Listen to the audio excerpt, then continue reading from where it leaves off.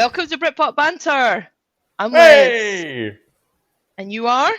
Kevin. I forget that bit every time you do the intro. And I am doing the intro today because it's my album. You can catch us on Twitter and Facebook at Britpop Banter, and you can email us at britpopbanter@gmail.com.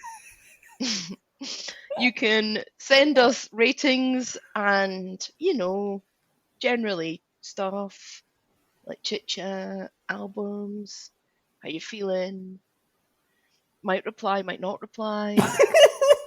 All depends on the day. I just Anyway. found two flipping Twitter messages. I'm like, where'd they come from? So I've responded to those. All views expressed on this podcast are 100% our own, and while we poke fun at some bands, mostly Kev's, and artists, we appreciate their talent and sacrifice to create these albums. Oh, you say that, but it's Leslie's choice. It's Leslie's choice. So welcome, everyone, to Editors, the Back Room. Where this album should stay. Episode 6. I actually don't think you believe that. And I think you might want to believe that because you really want to have a crack at me. But you just couldn't lie if your life depended on it, Kev. So you're going to have to tell the truth. So we shall see. We shall see. This is going to be an interesting episode, I reckon. It really will. So last week, we had the music. By the music. Yep. How'd you feel that went? How'd you feel about the album? How'd you feel about the response? Look, I think because, what's different is now you move to weekly, you forget how quickly time goes between the episodes. The 2 weeks feels like a lull, like it's too long. And the week just goes, holy crap, we've got a new episode. I've got to do my homework. We've got to do prep. I've got to do this. Got to do your homework. Got to do your homework. What did I think of the episode? I think the episode was... look, you know what? I'm okay with the episode. I thought it was a good episode. I thought the music was a band I'd always wanted to cover, so I'm glad that we did. I stand by what I said. There are some cracking songs on that album. Mm-hmm. There's some not so great. To your point, some of the songs just go on forever. And there was a lot of people who agreed with us. Yeah. There was a lot of commentary about the fact that they agreed that all the songs are 2 minutes too long. At least 2 minutes too long. And I stand by that. I listened to the album again just to go, did I give it? Because I really enjoyed it. And I think what triggered me again was I've got friends in the UK who comment and listen to this podcast, and they were so excited about the fact that we were covering the music. And I was like, I do have fond memories of that. I remember them liking it. I talked about it on the podcast. Let me give it one more. Yeah. And I completely think the songs are too long. The songs aren't bad, they're just too long. Agree. I 100% agree with you. Look, I'm glad we covered it. And to your point, I was a bit nervous about it because people tend to like that band, they like that album, and we weren't. And it was a listener choice, So to criticize a listener choice is always a hard thing to do. But it's not an album. I got to be honest. I'm not going to go back to that album again. No, I'm not after that. Nah. I had another listen of it, and I remember there are some tracks I genuinely do love Take the Long Road and Walk It. I actually do. You'd put them in a playlist, wouldn't you? Yeah, you'd put them in a playlist. You would. Not a music playlist. Just another playlist. How many episodes have we been doing remotely now? Is this our third? Third. Man, they're all... How are you doing now? Most importantly, I guess, how's your darts coming along? Oh, I just did a quick game outside. And I won. Lesley, you need 44. No worries. Bye. I'll take a double 20. I'll take a number 2. And then another number 2. And the reason you do that, I've realised with darts, because if you go for the actual number and you hit one either side, you can bust yourself wide open. Right. Smart. I love how you're getting into this. Apparently, there's a home. There's darts is going to continue, but as in the actual professional tours are going to still happen, but in a home environment. Yeah, right. Yeah, so you could be involved. You could be involved in this. I could get involved. Now, I want to share something. Okay. I have been downloading random PlayStation games because PlayStation have been really good in giving you a couple of free games. They and if have. you're part of the PlayStation Network, you get another couple of games. And then I was looking around, and so I downloaded Let's Sing. Let's Sing? Let's Sing. Oh, so it's come like on. SingStar. No. It's like SingStar. One of the songs is Zombie. Oh, no. Oh, no. And you can record it. Because you can compare yourself to Dolores. They actually compare you. Oh, my God. So just letting everybody know I'm going to do that this weekend. And I might share it. Oh, God. So just saying, I did get challenged. Somebody said when I said that one of my favourite, when I did the top 10 albums, and I said the Cranberries, and I said I used to belt that song out as a 14-year-old in my bedroom, and somebody said I'd love to hear that. Your wish may be coming true. You are right about how's Wheel of Fortune. We talked about Wheel of Fortune. Oh, we need to play it this weekend. It's absolutely brilliant. It looked terrible. I got to be honest. I watched the trailer with my parents, and they went, it's fun. Okay. You pick an A, and you're like, oh, and the clock's ticking, and you're like, oh my god. What's the word? Knight Rider. Yes. All right. Okay. All right. It's $25. I played it remotely with another friend. It was fun. It's not cheap. It's $25. It's $25 for a couple hours entertainment, Kevin. And you know what? What else are we spending our money on at the moment? Honestly, I thought that the other day. I would genuinely. I would spend $25 would be 2 beers, one for me, one for you. Oh yeah, that's a good point. Yeah, it's 2 beers. That makes me feel better about buying that silly game, so I will do that. You wouldn't think twice about buying 2 beers. Well, you might because you're tight, but I don't care about buying 2 beers. I'm quite generous. So how's working from home going for you? This is how many weeks you work from home now? This will be coming up number 5. Oh, I'm behind you. I'm week you're behind 4. me a week. Yeah, I'm 5. I think I've been going really well, and then just one day this week, and I tell you, we talked about it a little bit before I came on air. Is that Tuesday? So we had 4 days we had Easter weekend, which was pointless. Let's be honest, pointless. I loved it. I started drinking on Friday, and I woke up on Tuesday. We were supposed to be going away this weekend. Obviously, had to cancel that. So 4 days of doing odds and sods and all this sort of stuff. It was tough. Anyway, Tuesday back to normal. I'm excited about work, which is one thing. And went for my morning run. Hurt my leg, so I'm injured now. So I'm limping about. I'm a bit sore. And then just a couple of things happened through the day. Really small, tiny things that just sort of knocked me for 6. It made me really glum. I don't know, just really not emotional, but just really down. Next day, fine, no problem at all. Yeah. Right, just back to normal. So I think it's going to be, we're in Australia. We've sort of ScoMo advised us it's probably going to be another 4 weeks of this, which in the grand scheme of things isn't that much. But another month of this, so it is tough. It is tough. It's tough. And I don't even have it that tough. So I can imagine for others who have kids or maybe live by themselves, this is a really tough time for them. Yeah. How are you tracking? Yeah. I actually had a fun Easter because I'm just trying to make it fun. PlayStation games, silly games, having drinks in the middle of the day, just doing whatever you can to entertain yourself. Yeah. Work's keeping Kilkenny in business, I would reckon as well. Yeah, well, I've run out today, so I'll be doing a Dan Murphy's Click and Collect tomorrow. Can we get sponsored by Kilkenny? How do we make that happen? We should. Can we tag them? Tag them. Literally, I feel I've drank about... It's got to be easily 40 cans over COVID. It's got to be. It's got to be. There's something so smooth and comforting about Kilkenny that it just takes you away to a place.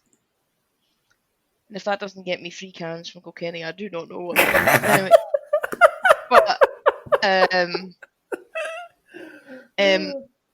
working from home, do you know what? I'm really under the pump. The nature of my job, given a situation like this, means I'm always going to be busy. Yeah. But I'm glad because I need it. Because if I was idle and I didn't have things to do or it wasn't busy, the days would drag. You wouldn't have any purpose. Like, I need to always have purpose to my days and purpose for things to do. Yeah. And I need to be able to feel like I'm making some form of effort or some form of difference. So although I'm working from home, I miss the day-to-day contact with people. I genuinely do. I'm so busy that I think I don't notice the days go by. And I'm kind of...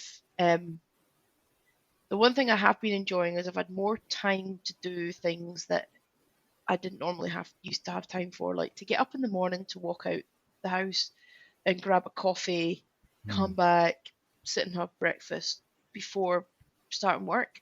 Mine was always a mad dash in the car, get to the office, there's a call in the car, get out the car, blah. It's just always hectic. You know, jump in the car, drive over the Harbour Bridge, stuck in traffic, don't get home till 7. Whereas now, I can actually make like proper meals, sit outside, have dinner. Yeah. So I'm actually trying to appreciate the things that I couldn't do before. That's a good point. That's a really good way of looking at it. There are so many things that I couldn't do before. There's like, I couldn't, spend time at home and have dinners at the table, because dinner would be me coming in at 7:30, cooking as fast as I can, slapping it on the plate, we eat it, and then you're in bed in like 2 hours. Yeah. Whereas now it's like, I put something in the slow cooker, we'll set the table outside, you'll have dinner, you'll go back, like, let's watch an episode of whatever. I don't know, I feel like it's that time is my own. Yep. That I didn't have before. Which is fine for 4 weeks, but at the end of this, I'm going to be like that. All I want to do is see all the people that I care about and love and want to have a beer with, and I cannot wait till you and I go to a gig and have a few beers and see each other again. I just cannot wait. Like, I cannot wait. Great. That would be Even great. Even doing this, it's so great we catch up, but I actually just miss seeing you face to face. Oh, that's really nice. I miss you too. I genuinely do. It's not the same. I just want to be sat across the thing from you and just laugh and have a few watch your face while I fiddle in my chair and you get anxious about it and I love it. And like the whole thing. I miss all of that. Because right now I'm shaking in my chair with a glass of wine and you don't care. I don't care. Because I want you to care, but you don't care. I'm with you. I'm sort of... There are some little things I really appreciate about working from home, and it's the little, like you nailed it. It's the little things. I have my little breakfast routine now that I never used to have.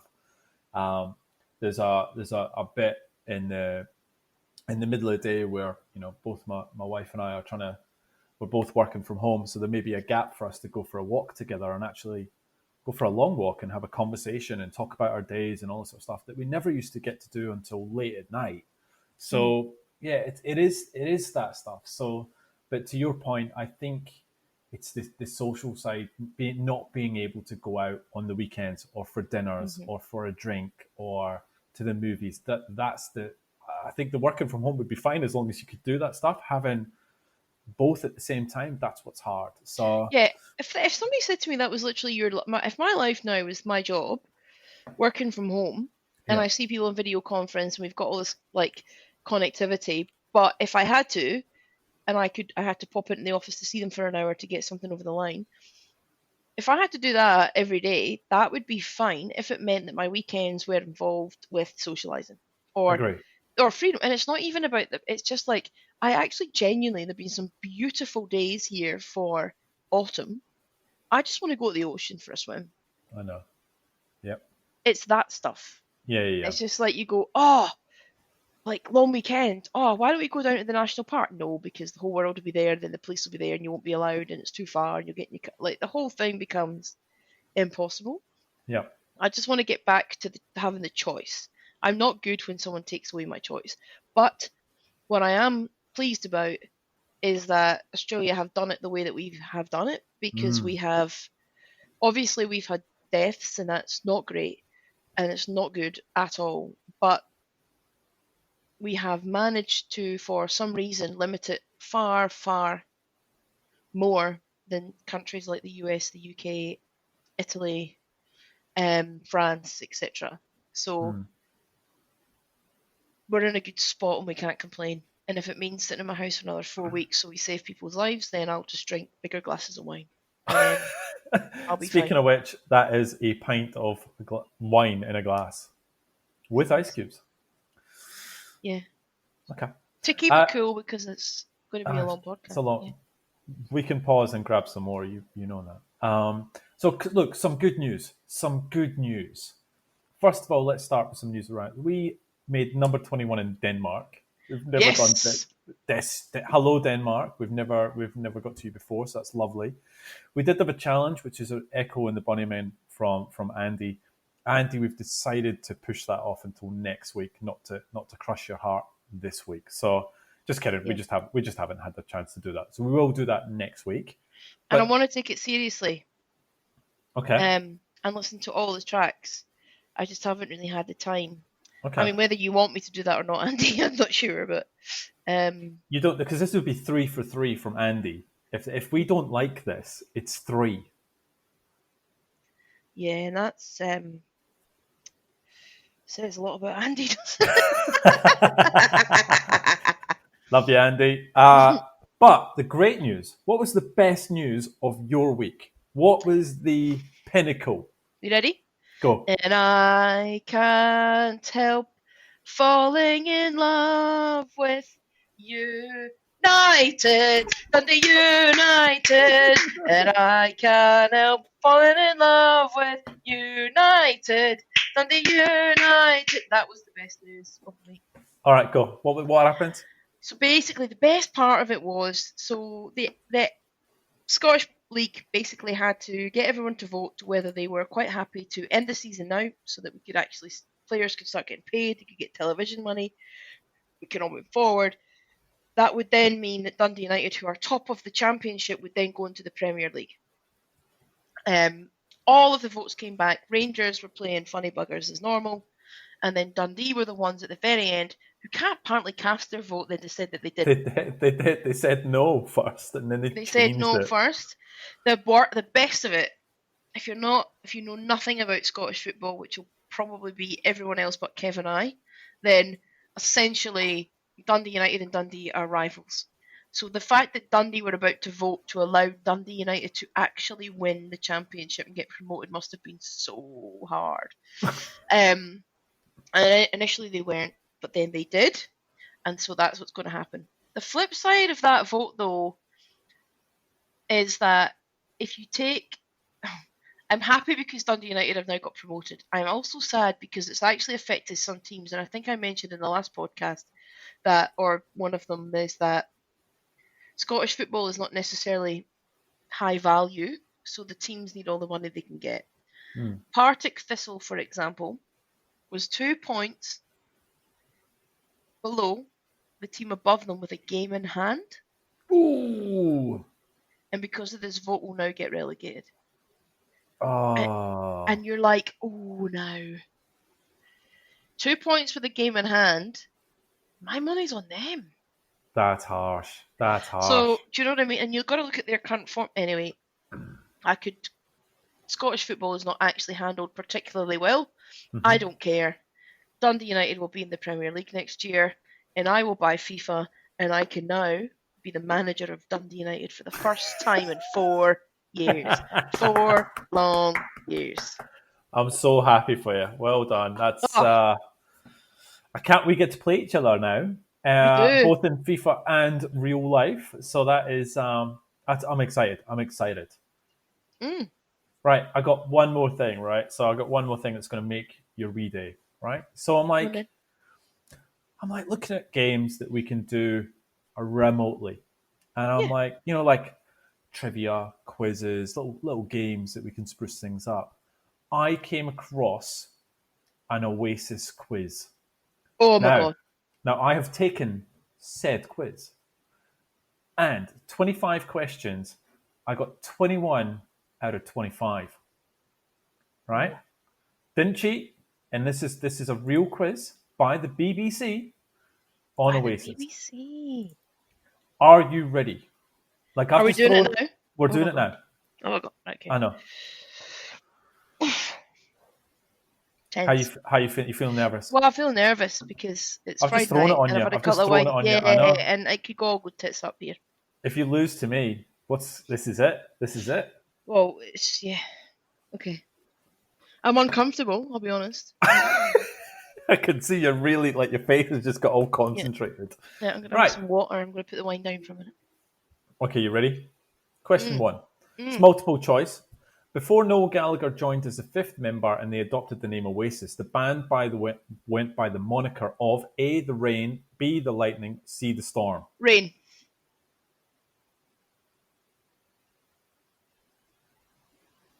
Oh, no. No, that's 100% right. No, I didn't hear you. Which one did you say? The rain. Oh, sorry, I didn't hear you. The rain is correct. Well done. Yeah, I know. God. The name Oasis was actually inspired by A, a bottled soft drink, a leisure centre in Swindon, or a high street clothing retailer.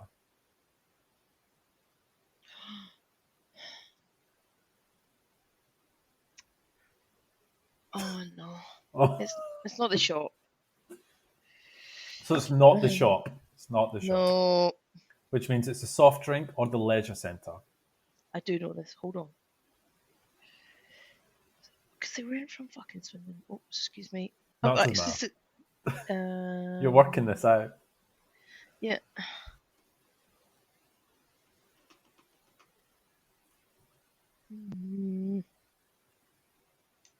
Why is their name?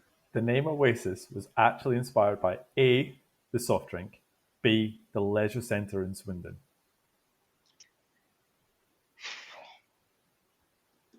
Leisure Centre in Swindon, I remember now. Correct. Whoa. 2 for 2. Oasis played their first gig on the 18th of August 1991 in Manchester, but what was the venue? The Ritz, the Boardwalk Club, or the Bridgewater Hall? Their first gig? First gig. Played their first gig on 18th of August 1991. And what was the question? Oasis played their first No, I mean gig. the answers. Oh, sorry. I think it's the Boardwalk Club, but read them out again. Okay, the Ritz, the Boardwalk Club, or the Bridgewater Hall? Oh, it's definitely Boardwalk Club. It is correct. Well done. This is horrible. Right, go. So it closed in 1999. After a year of touring, Oasis caught the eye of which music executive? David Massey, Alan McGee, or Seymour Stein? Remember Alan McGee because I said things about him in the other podcast. So offensive. Yeah, McGee. Okay, so McGee signed them to Creation Records in 93. Okay. In 1994, they released their debut album, Definitely Maybe, but what was the first track released in the UK? Supersonic, Shaker Maker, or Rock and Roll Star?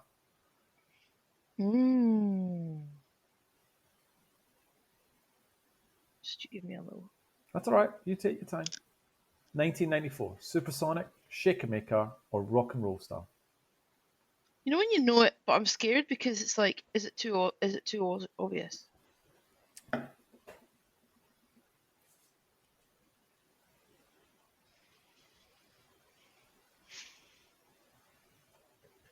Read them again. Supersonic, Shaker Maker, Rock and Roll Star. I'm absolutely 100% convinced it's Supersonic. Why am I doubting myself? I know this. Lesley, you've chosen Supersonic. I haven't. You have, it's correct. Oi! Why am I doubting myself? It's because I'm nervous. Don't doubt. Don't doubt. Don't doubt, because I know these things. Supersonic. In April, so just so you know, you're 5 for 5. All right? So confidence high. Deep sigh. In April 1995, Oasis bagged their first UK number one single with which song? Oh my god, I know this as well. Now, wait, some might say, do you know what I mean? Or Slide Away. It was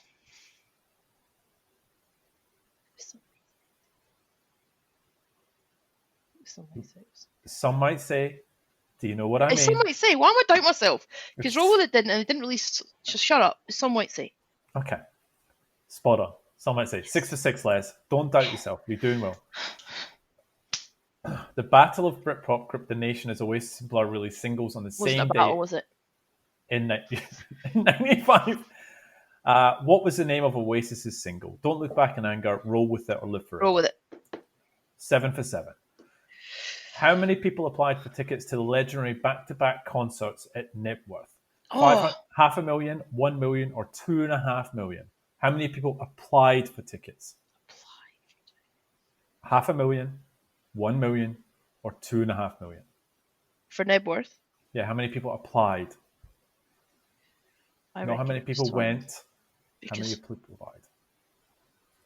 So if there was 2.5 million. Is correct. Well done. That's a ton. That's half of Scotland. Yep, you are 8 for 8. On Were fire, you 8 for 8? I think I started to drop questions about now. Okay. Right?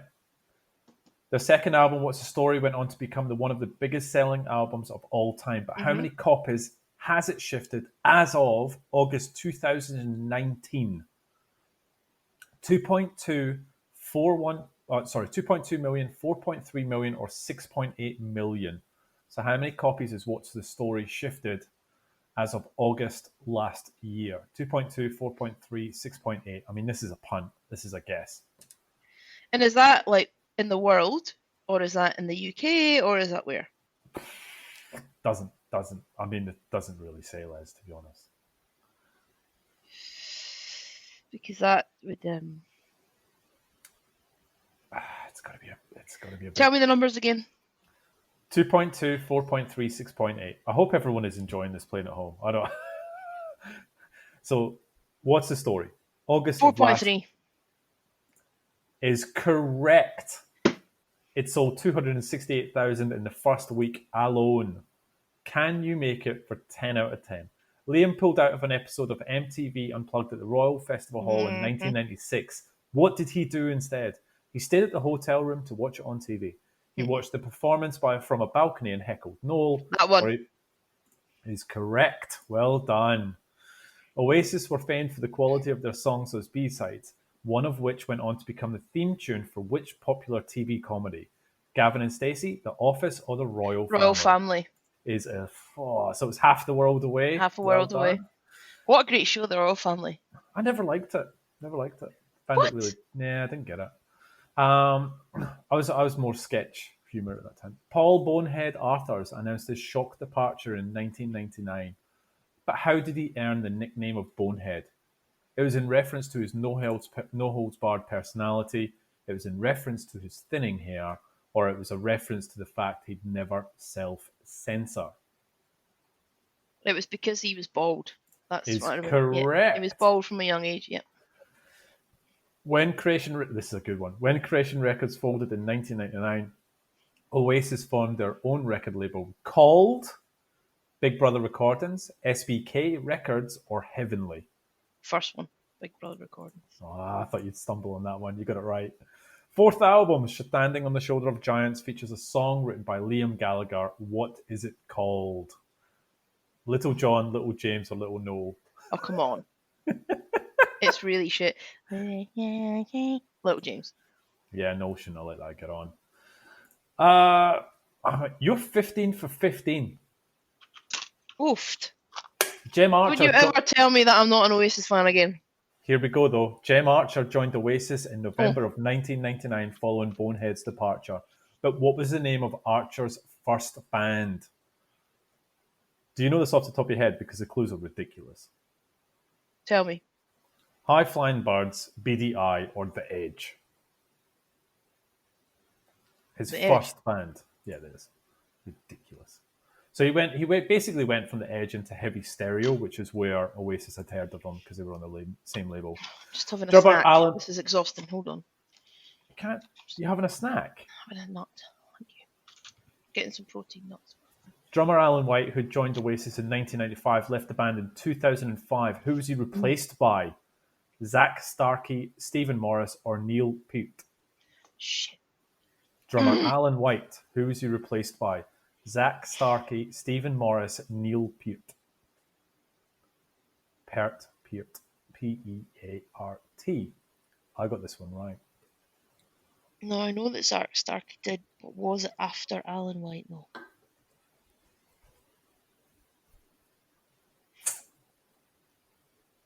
Tony McCarroll, and then was Alan. Was it Zach Starkey? Let's find out, Leslie. Let's find out. It was the son of the Ringo Starr. So, Yeah. although he was never officially a member of the band, he did go on to play Glastonbury with the band. You took a massive. That was a big one. That was I lost you from the camera. In 2005, Oasis. An almond. Okay. In 2005, Oasis embarked on a massive world tour. It was the most dates the band had clocked up since their Definitely Maybe days. But how many shows did they headline? 109, 113, or 126? In what year? 2005. You're not gonna. This is a punt. You can't. You're not. I know. Gonna. I'm thinking, but just I'm trying to be logical. So 2005 World Tour. Mm-hmm. Tell me the number again. 109, 113, or 126. It's a lot of shows.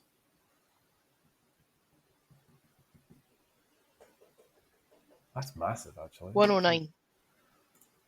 Is incorrect. The answer was 113 shows, 26 countries, 3.2 million people saw them play. Oasis had to cancel their appearance at V Festival in 2009, but what did Noel say in a statement about the cancellation that led to Liam trying to sue him? Noel said the gig was cancelled due to Liam having a hangover.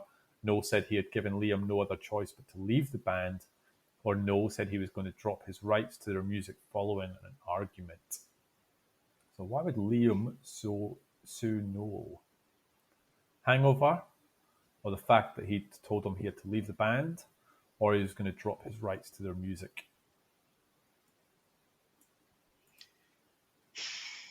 Where's your heart? Where's your gut? Where are you feeling?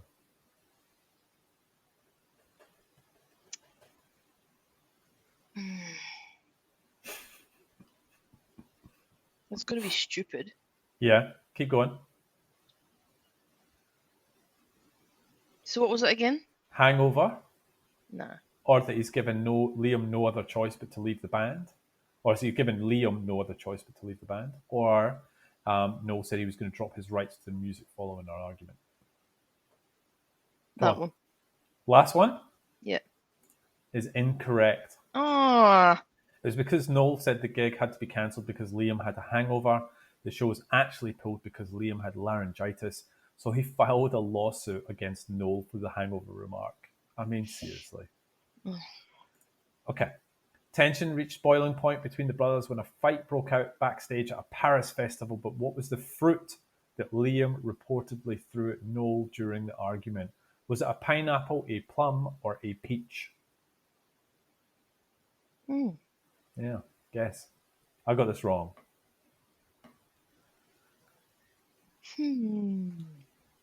Plum. Is correct.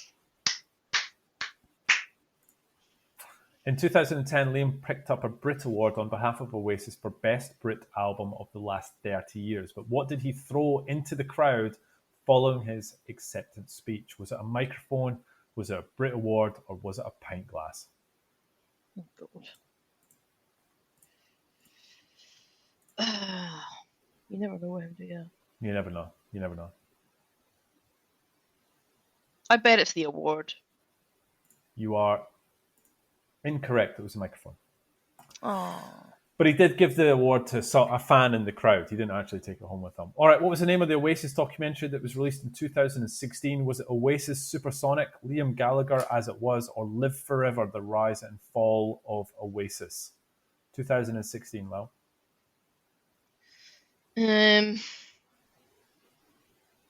Supersonic. Is correct. Bring me gin and tonic. How many number one singles have Oasis had? 8, 10, or 15? How many number one singles have Oasis had? In the 8. UK? Yep. 8, 10, or 15 in the UK. So 8. 10 or 15. Okay, just give me a second. Are you writing them down? Yeah, as in 8, 10, and 15, because then I've got to try and figure it out. Just give me a second. Everybody hold.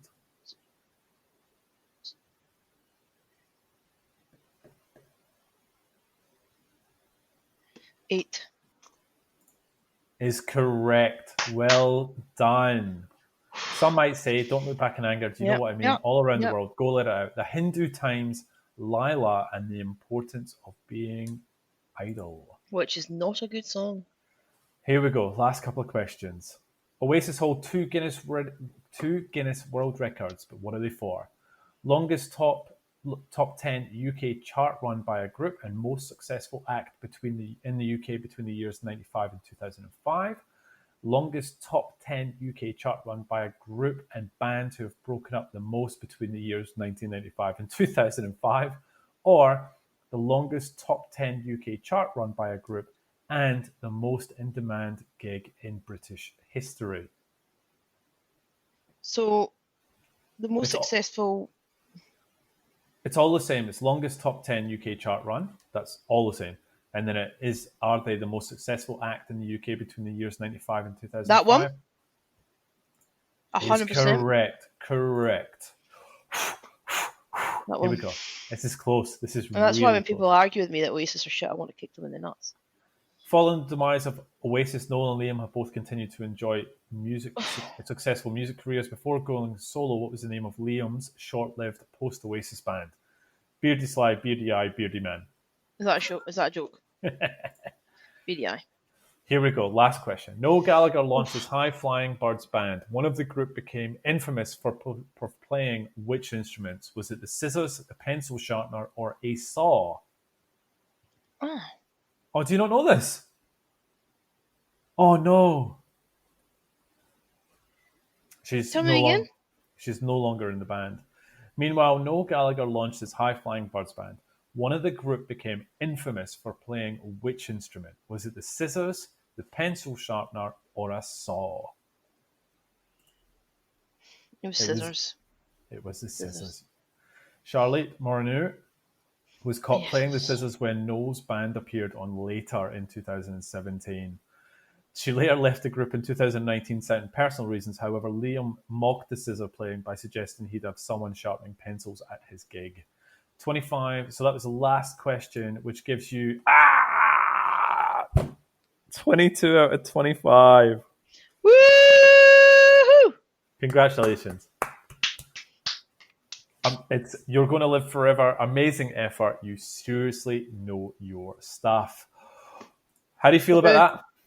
I feel that was actually very nerve-wracking because I felt like you just literally put my reputation on the line without any warning, and I'm already 2 glasses of white wine in. So you did well, very well, and you beat me. So 2 things. 1, you showed that you know Oasis, and the second of all, you beat me. So well done. Anything else you want to get into? Yeah, well done. Round of applause. Well done. Thank you. Yeah, shall we get into Song of the Week? I love this Song of the Week. So do I. I love it. Like, genuinely love it. It is good. It is good. So, sing the jingle. Song of the Week, Song of the Week, Song of the Week. Oh, that's beautiful. Beautiful. So, Song of the Week, Jack Fletcher Band with the song Carousel. Indie rock 4-piece for Wolverhampton are what can only be described as real, with their stripped-back guitar music, Midlands twang, and their live-for-the-moment attitude. With their unique and timeless compositions, youthful spirit, and optimistic outlook, the Jack Fletcher Band are a group that will stand the test of time. They're a band that not only defines the present, but a band that embodies the culture and guts of those that came before them, and will continue to do so for years to come. This is literally, this just got released, and I think you're absolutely spot on. This is a cracking song. Oh, amazing. The Jack Fletcher Band with Carousel.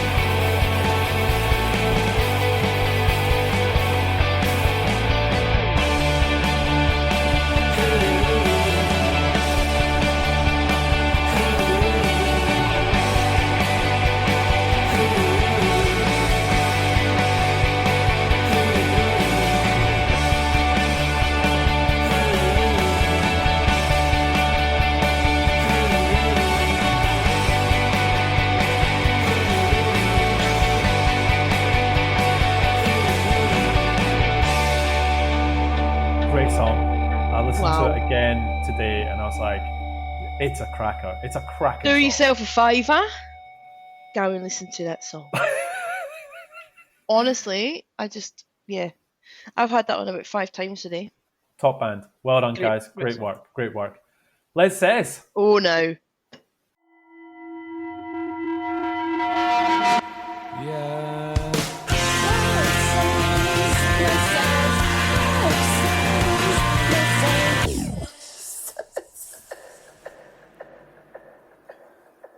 Can we pause while I go get another beer? Do you want more wine? I'm okay just now. I might just wait till after Les says. Thank you. All right, let's get through Les says, and then I can nip for another beer. All right, so let's go. Who are we doing? Cornershop. England is the garden. Okay. And Seafret, most of us are strangers. Okay. So, you commended me on my bravery for picking Cornershop, which I appreciated. Will that bravery have been worth it? Or was my bravery just sheer foolhardiness? We're about to find out. So, Cornershop, England is a garden. Reviews. We're starting with Cornershop. Here we go. Going straight in. Reviews, NME, 3 out of 5.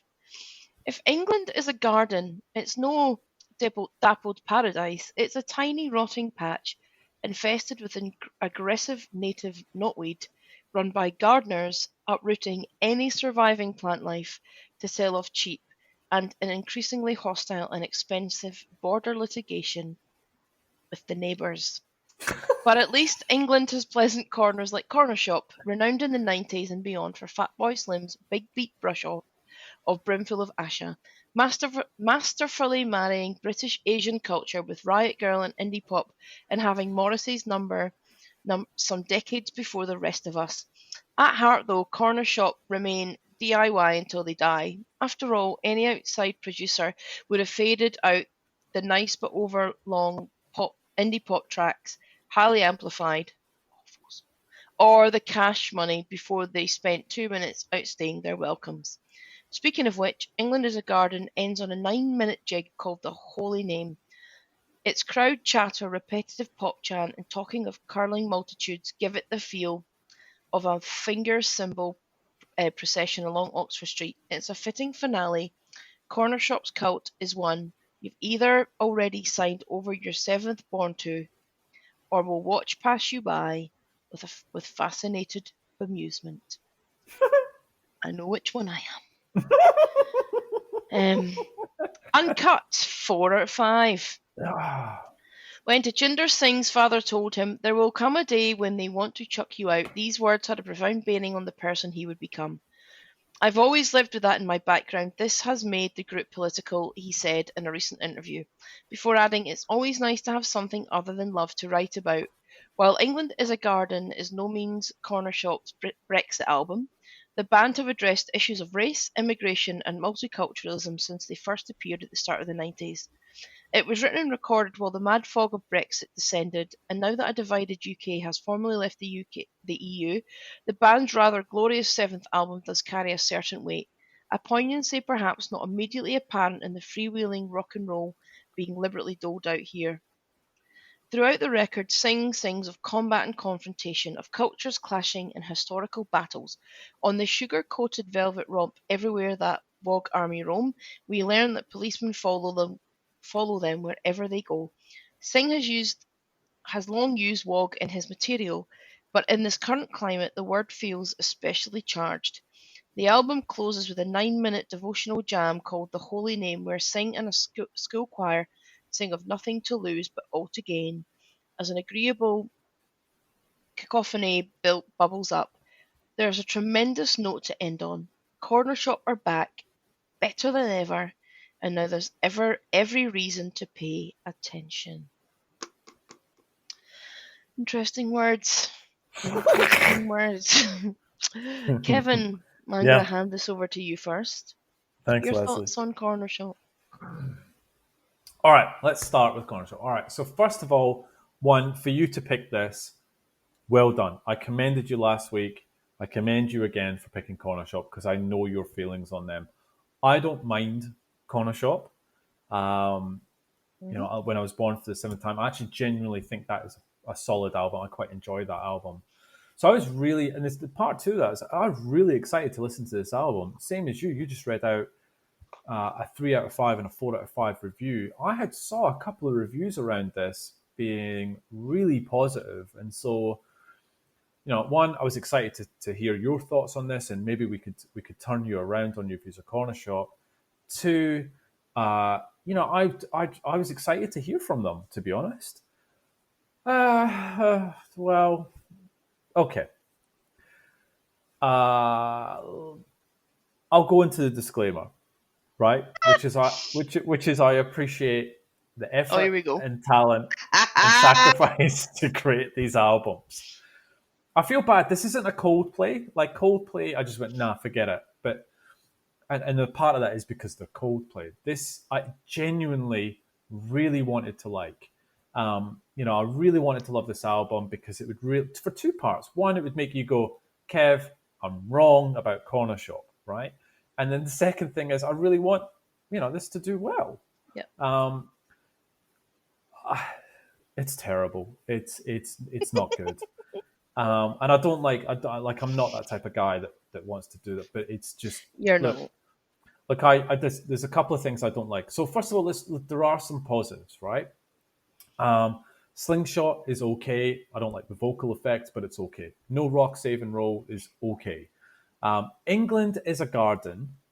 The instrumental, which is a minute and a half, is a beautiful piece of music, right? It's a nice little interlude. It's lovely. But what about Morning Ben? What's your thoughts on that? I don't think I even have that written. Oh, yeah, Morning Ben, brackets, pointless interlude. Yeah, there we go. Is what I've put. England is a Garden, best song, brackets, best song on the album. It's an interlude, no singing, is lovely. One uncareful lady owner is okay. So, a couple of things that really irritate me about this album, which I don't like saying. Saint Marie Over Cannon, which is the intro, the drums on that track, where every second... Saint Marie under Cannon. Saint Marie under Cannon. That's okay. I don't have a problem. That's all I hear. Yeah, but I don't have a problem with that song. Every second loop, there is a really tinny drum loop that just... It's the whole way through this track, and it just drives me absolutely batshit. Everywhere that Woke Army roams, the chorus is terrible. The Morning Ben, the interlude, is just pointless. The Holy Name, which is the last track, oh my God, 9 minutes long. And I remember what you said about Stairway to Heaven, and we were bagging out the music about being too long. It's just not good. So there's a couple of problems. I dislike the production on this album. The levels are all over the place on this. There's some things that are too loud, so quiet. The vocal effects, there's vocoders used. It's the pointless interludes as well. Musically, it's not great. So look, I just didn't like it at all. Yeah. And I really wanted it to do well, and I'm sorry. Look, if it's stars and if it's out of 5, it's a 1 out of 5, which makes it 2 out of 10. Oh wow! It's not as bad as worse Coldplay. Than me. Oh God. So I'm not a Cornershop fan at the best times. I will give them credit for the lyrics. I do agree with some of the reviews, and before I'd even read them, I did think there were some quite poignant lyrics around racism. I could imagine it was around Brexit. I think Cornershop have discussed before that they have always had that, that like Asian influence, so that British Asian culture mix. Yeah. Which I commend them for. I actually think that's great. I do like the use of the sitar. I do actually enjoy that part of the album. So I commend them for that. Not when Kula Shaker use it. No, because none of them are Asian. They're just absolute try-hard morons. They're rich little white boys who came from very rich families who thought they would try and be cool and smoke a spliff outside and be, we're totally cultural, man. Listen to us. Losers. They're those people. I mean, his name's Crispin. It's all got. Oh, come on. Don't pick on his name. Keep going. Anyway, these people, Cornershop, are actually 50% British Asian. That I applaud. And they've obviously released this album. The first track, so when I put it on, I was like that. Like, I genuinely did gasp and brace myself for what I was about to do. And the first track, I didn't mind it. It was kind of catchy. And I thought, do you know what? Maybe this isn't going to be too bad. Mm-hmm. Mm-hmm. Yeah, I was wrong. That was kind of okay. One of the worst songs I think I've heard all year is Highly Amplified. It is so bad. I can't remember it. Like, it's so shit. Like, I just can't even. It's just, I'm not a Cornershop fan, even at their height, even when apparently they were good. I didn't like them. And now they're not even that good. And I definitely don't like them. I really do understand the clash of the clash. No, it's not even a clash. It's actually the combination of cultures in the songs is kind of nice. But there are some just random jingly noises for nobody. I don't even know why you're doing it. A door shuts or some crappy noise, and you're just like, what was that? It's not enjoyable. We spoke about this with Hilary Woods. Music can challenge you, and it can do this and it can do that. I don't enjoy it. It just annoys me. There's just all these jangly noises. It's annoying. There's no coherence to it. I don't know what you're talking about. Your lyrics sometimes make sense, then they don't. Then the songs are too long, and then it's just this jingle jangle of noise for 6 minutes. I don't need that in my life, thank you. I've got Spotify. I've got every album under the sun. Why would I listen to that? I'm never gonna. 3 out of 10. You gave it 3. I think. Yes, because I gave it a point for effort, point for lyrics, and then a point for the first song. That's my. Yeah, I didn't give any points for effort, and I think I actually deducted points away because I'm so disappointed because I really, really wanted you to. You wanted to love this, and you wanted to shove it in my face, didn't you? I did. Yeah, I did. Yeah, I know. I did. And that's okay. I wanted to say you were wrong. Yep. This is a great band, Yep. great album, Yep. and I'm sitting there. I'm like, I don't think I can do this. I just don't. Yeah. Oh, well. So sorry, not for me. What's the next album then? Seafret, Most of Us Are Strangers. So, Seafret are a duo who formed in 2011. They are Jack Sidman and Harry Draper. They actually met at an open mic night near their hometown of Bridlington, and they actually impressed each other with their performances, so quickly decided to work together as musicians. The name of the band is referenced because they both live next to the coast, and it references the mist that rolls in from the North Sea during the summer. Oh. And also fret from a guitar fretboard, apparently. So that's kind of nice, because honestly, guitar frets and the ocean or the sea are two of my favourite things. So maybe that's why I kind of like it. They have released 2 albums. Their first album, 2016, by the name of Tell Me It's Real, got to number 59 in the UK charts. This is their second album, but they've also released 4 EPs by Give Me Something, Oceans, Acoustic Sessions, and Monsters. Reviews. Indie is not a genre. 3.5 out of 5. It's been 4 years since Jack and Harry released their debut album, Tell Me It's Real. And after those 4 intense years of touring, and more writing, Seafret have returned with a tender, fulfilling Semaphore record that will change your perception of the Bridlington duo. After the unanticipated success of their hit Oceans, they were hailed as the next Coldplay. Well, that's no compliment because they're crap. Heading a new wave of I wrote that, not the review.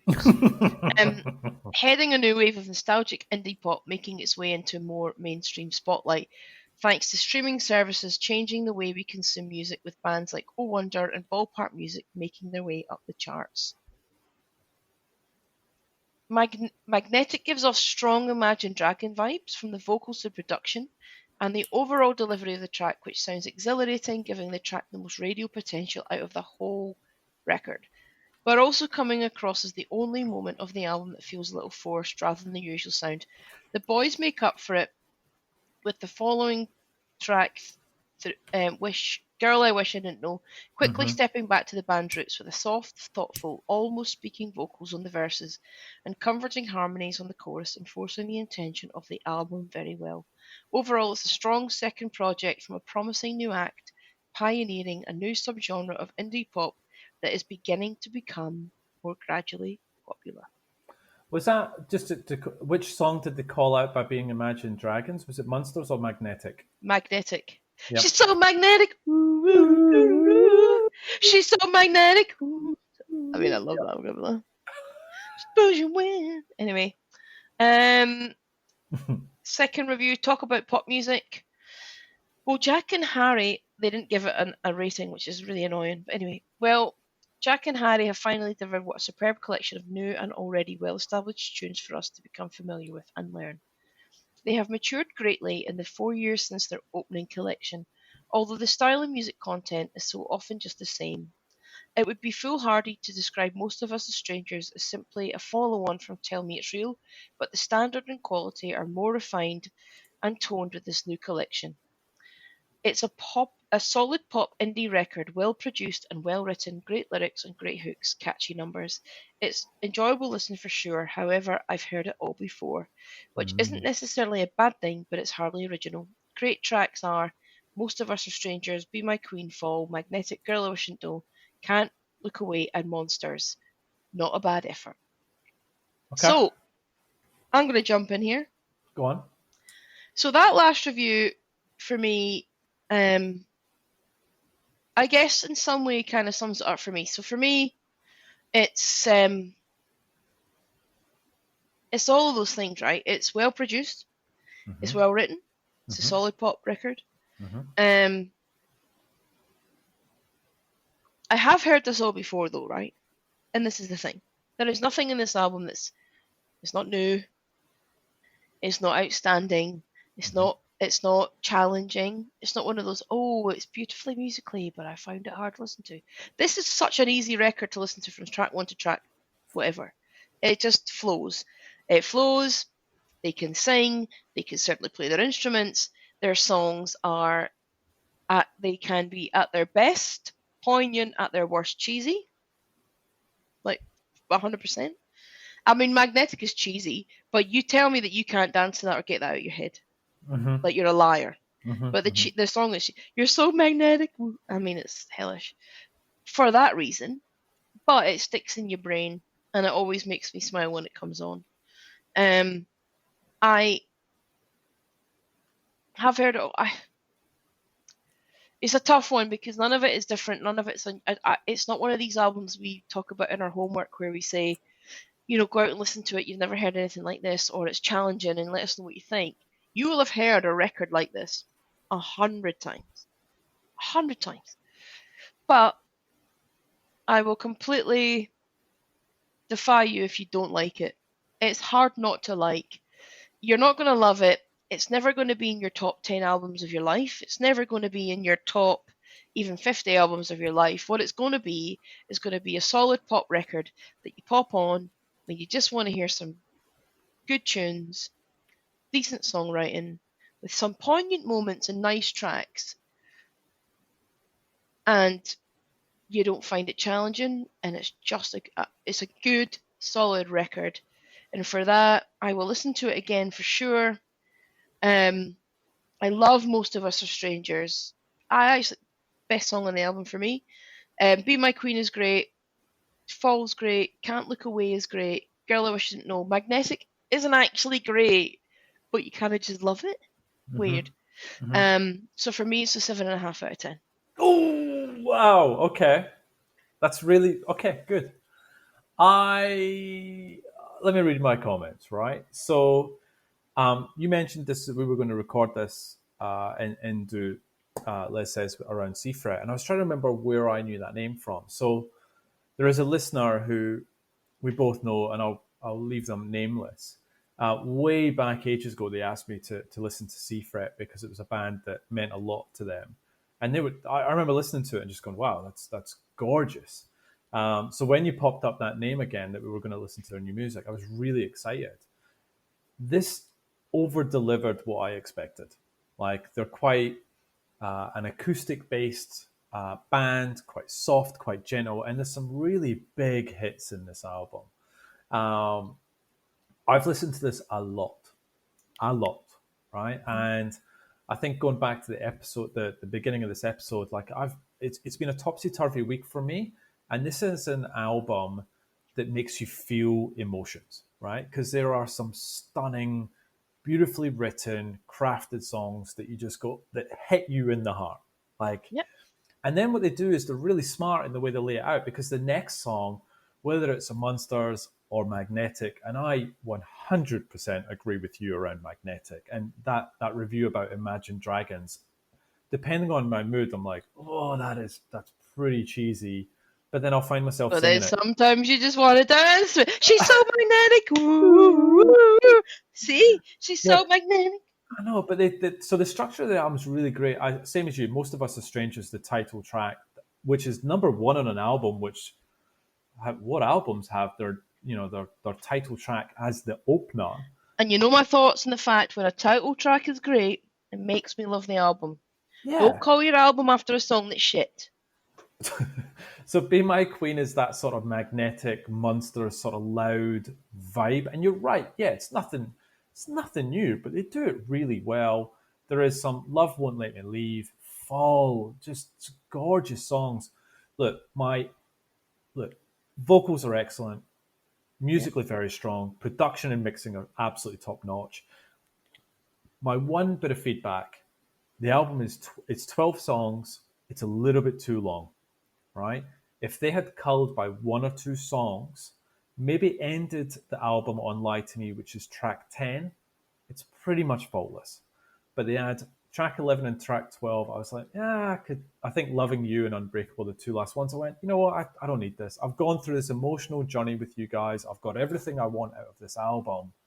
I don't need these two extra songs tacked on to the end. But you know what, that's nitpicking. I mean, this was a real pleasure to listen to, and it got me right there on some of the songs. I'm gonna see you, raise you by half a point, 8 out of 10. Round of applause. Good album, isn't it? Good album. So happy with that. Do you want to play something? Yes, I'd really love to play Most of Us Are Strangers. Let's do it. Let's play it.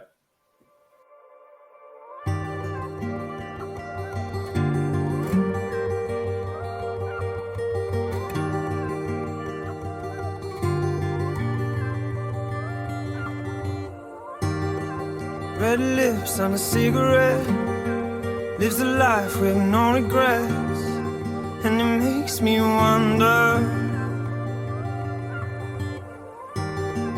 Acts tough but she's struggling, camouflage but it's wearing thin, I think she's going under.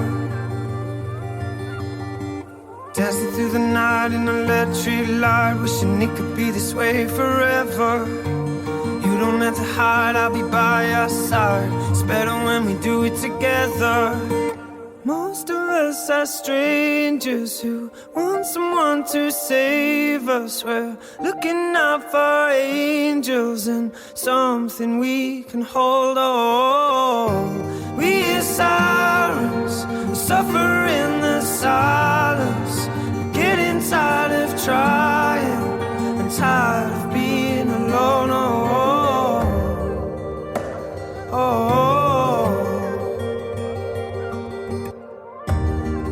Reach out when you're feeling low. Tell me everything I need to know. I wanna see you smiling. Come on, tell me how it really is. I'm sick of keeping up appearances. Don't tell me you stop fighting. Dancing through the night in electric light, wishing it could be this way forever. You don't have to hide, I'll be by your side. Always better when we do it together. Most of us are strangers who want someone to save us. We're looking out for angels and something we can hold on. We hear sirens that suffer in the silence. We're getting tired of trying and tired of being alone.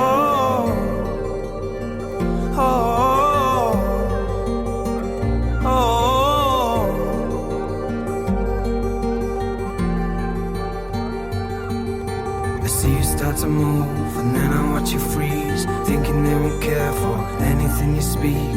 I don't wanna lose you, I need you with me. I don't wanna sit and watch history repeat. I see you start to move, and then I watch you freeze, thinking they won't care for anything you speak. I don't wanna lose you, I need you with me. I don't wanna sit and watch history repeat. Oh, most of us are strangers who want someone to save us. We're looking out for angels and something we can hold on. We hear sirens, I suffer in the silence. I'm getting tired of trying and tired of being alone.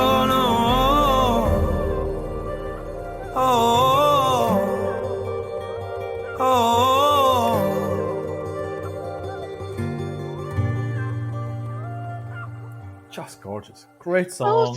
Great album. Do you like that song? I love it. Love it. Amazing, isn't it?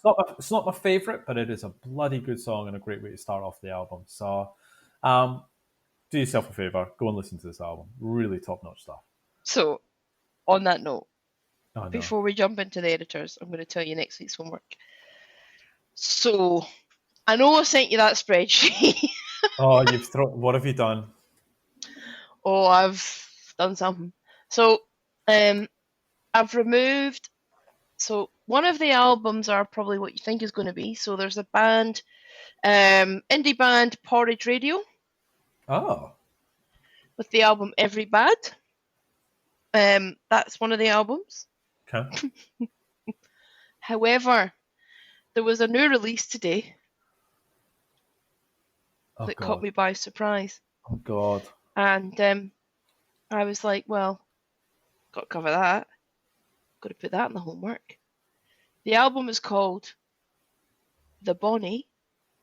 The Bonnie. The Bonnie. Yep. Oh, God. Right. And by one of our favourite Scottish artists, Oh, God.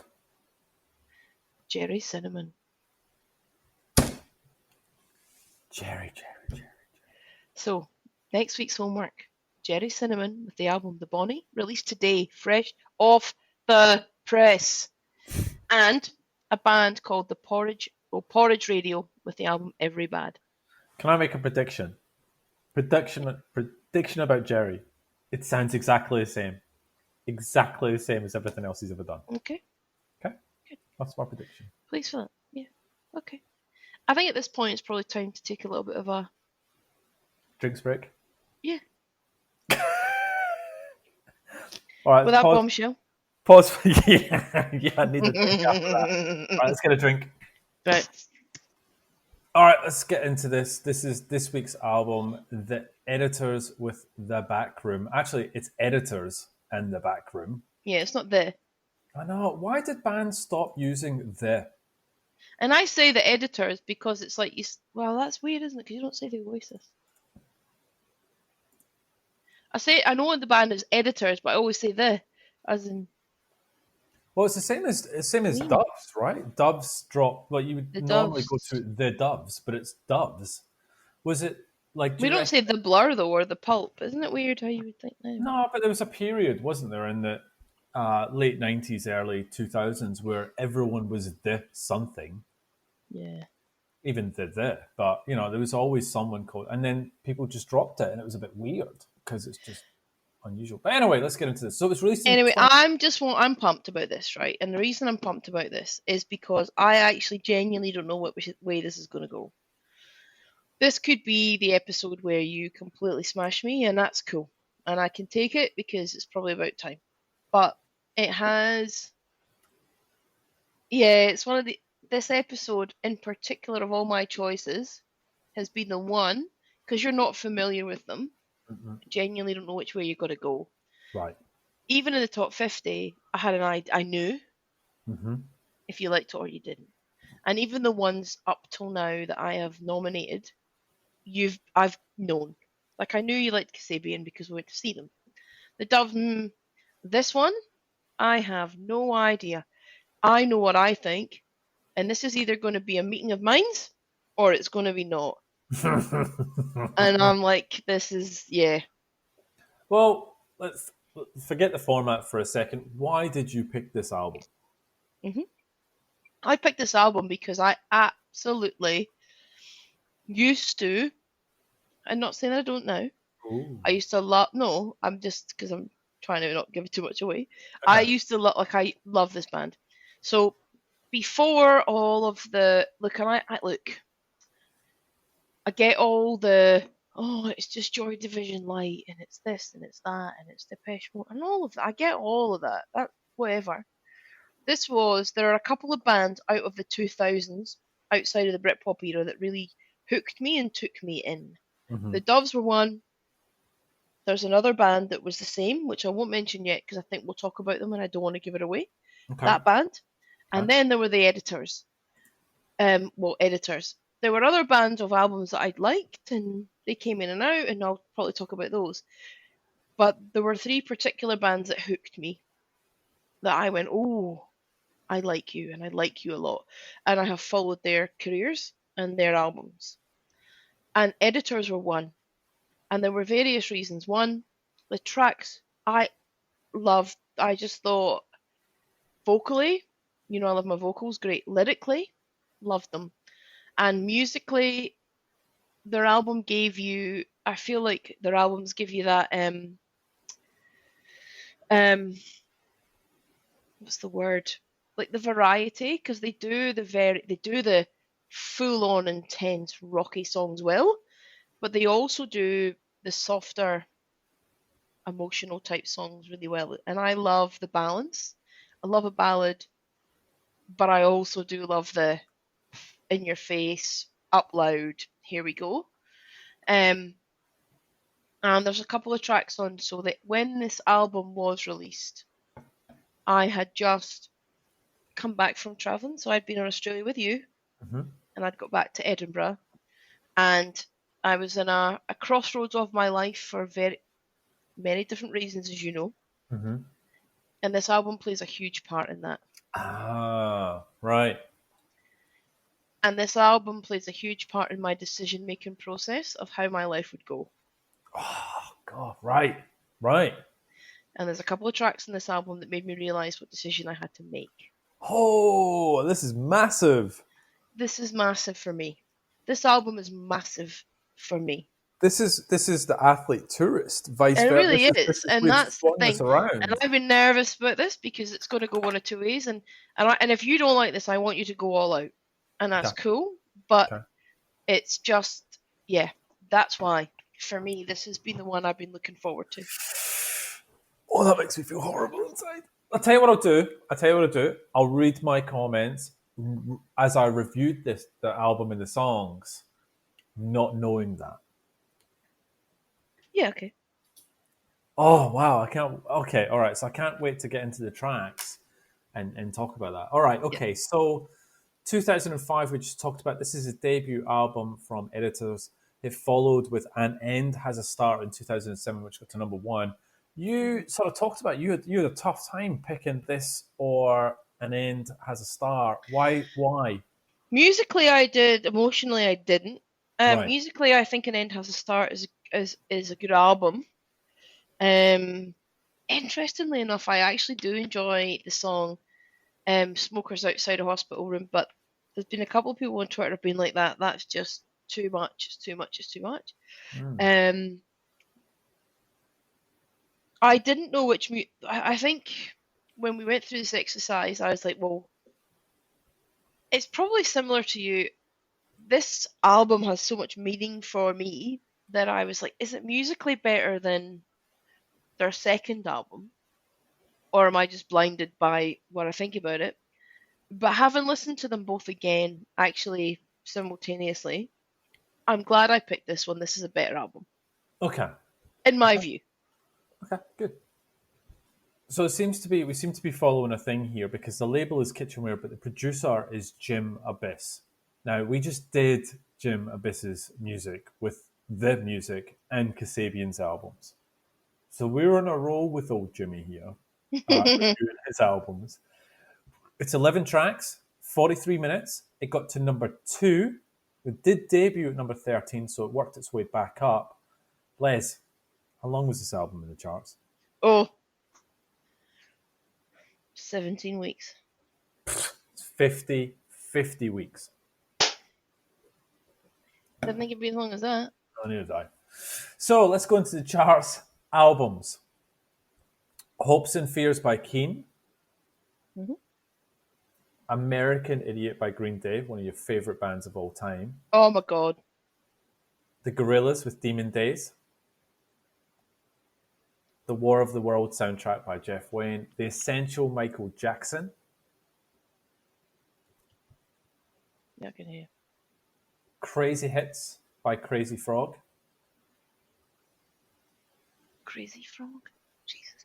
What was it? That was pretty much every song that Frog ever did. Oh. Kaiser Chiefs with Employment. Forever Faithless by Faithless. X and Y by Coldplay. And Back to Bedlam, your favourite mate, James Blunt. Awful. What was that? Number what? Number one, his album was. That's a joke. Let's go to singles. Axel F was the Crazy Frog song. Lee Ryan, Army of Lovers. Do you know who Lee Ryan was? I've got no idea. Rock Your Body by MVP. Just know him as the wrestler. Gasolina by Daddy Yankee. Hey, gasolina! Show me your gasolina! Oh, gasolina! Okay. Since You've Been Gone by Kelly Clarkson. Since you've been gone, I've been raised for the first time. I'm so into you. Oh, yeah. Back to you. Cause again. Wonder if that's on your Let's Sing game or whatever it's called. Ooh. We Belong Together by Mariah Carey. Cause we belong together. Okay. Ass Like That by Eminem. Ghetto Gospel by Tupac with Elton. We've talked about that. Bad Day by Daniel Powter. And it's a horrible song. Because you had a bad day. Awful. Well, it's not so much. It's well, number one, which is You're Beautiful by James Blunty Blunt. Oh, God. It's one of the worst songs of all time. I'd like to meet that guy. He seems cool. Like, he's actually a cool dude. All right. Shall we get into editors? All right. Let's do this. First time talking about these guys. They're completely new. So, editors, and not the... Just editors. They formed in 2002 in Birmingham. Tom Smith on lead vocals, guitar and piano. Russell Leach, bass guitar, synths and vocals. Ed Lay, drums, percussion and backing vocals. Came in from 2003, replacing Jerwent A. Owen. And Elliot Williams, keys, synth, guitar and backing vocals. And Justin Lockie on lead guitar, who came in after 2012 after Chris Urbanovich left due to a difference in musical direction, which we'll cover later on. They all met while studying music technology at Staffordshire University, but living in Birmingham. In an interview with GQ, Ed said, "I met Russ first. We bumped into each other on the open day at Stafford Uni where the band eventually began. I was with my dad, and there he was, this massive, enthusiastic guy with a skinhead and a big grin who just seemed to want some company. So we tagged along together. Meeting him swayed my decision to go to Stafford, where we met Chris and Tom. I met Elliot at the legendary, now closed down, Borderline in London at an airship gig, and Justin was in a rehearsal room at the legendary, also closed down, Rich Bitch Studios in Brum." Just on that, Les, where did you go to uni? Edinburgh. Why did you pick that? I'd like to think it was because of the academic premise. However, it was because all my mates were going. And also, I didn't want to be anywhere in the Ouija's.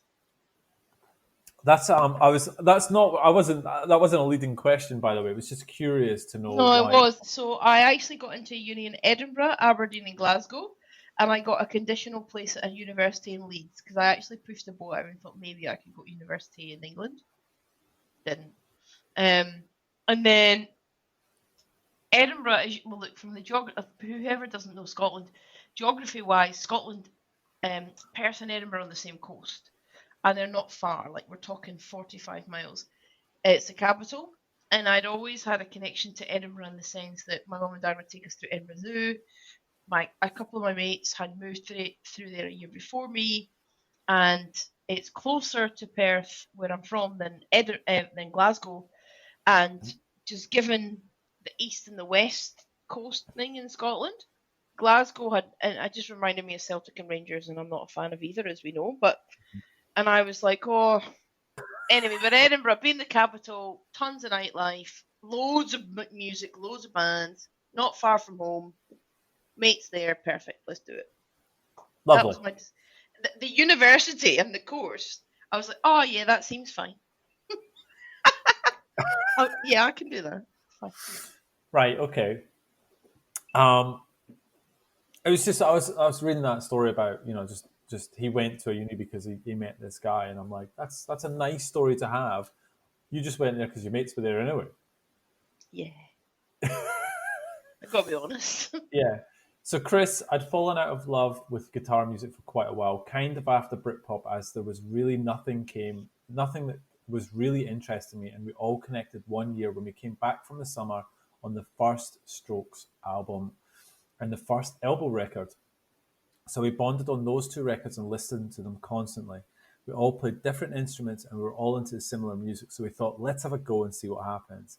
We were doing music technology and had access to studios and practice rooms, so it just made sense. Did you do any gigs at uni? You were playing the guitar at uni, weren't you? Yeah, I did a couple of open mic nights. Did you? I did more DJ stuff though. Oh, nice. Okay.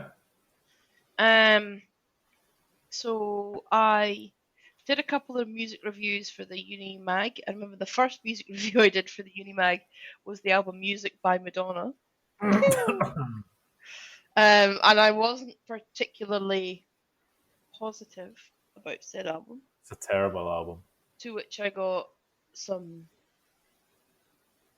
I don't know, kickback about. Constructive feedback. Yeah, that's a good word. Constructive feedback. I did a couple of night nights, just me and my guitar, a couple of songs. But I DJ'd a couple of times in Edinburgh too. So yeah, I don't know. I always feel that I should have done more with the whole songwriting and guitar thing. Okay. It's just hard.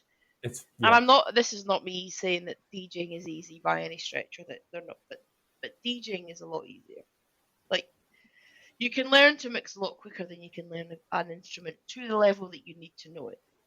I agree. And so I think I not a cop out. I still do play my guitar. I wish I was better. I genuinely wish I was better. But yeah, it's not an easy thing to. So when you talk about like the top 10 guitarists of all time, you just have to know that level of talent is exceptional. Yeah. Okay. Versus a David Guetta. But I'm just being honest.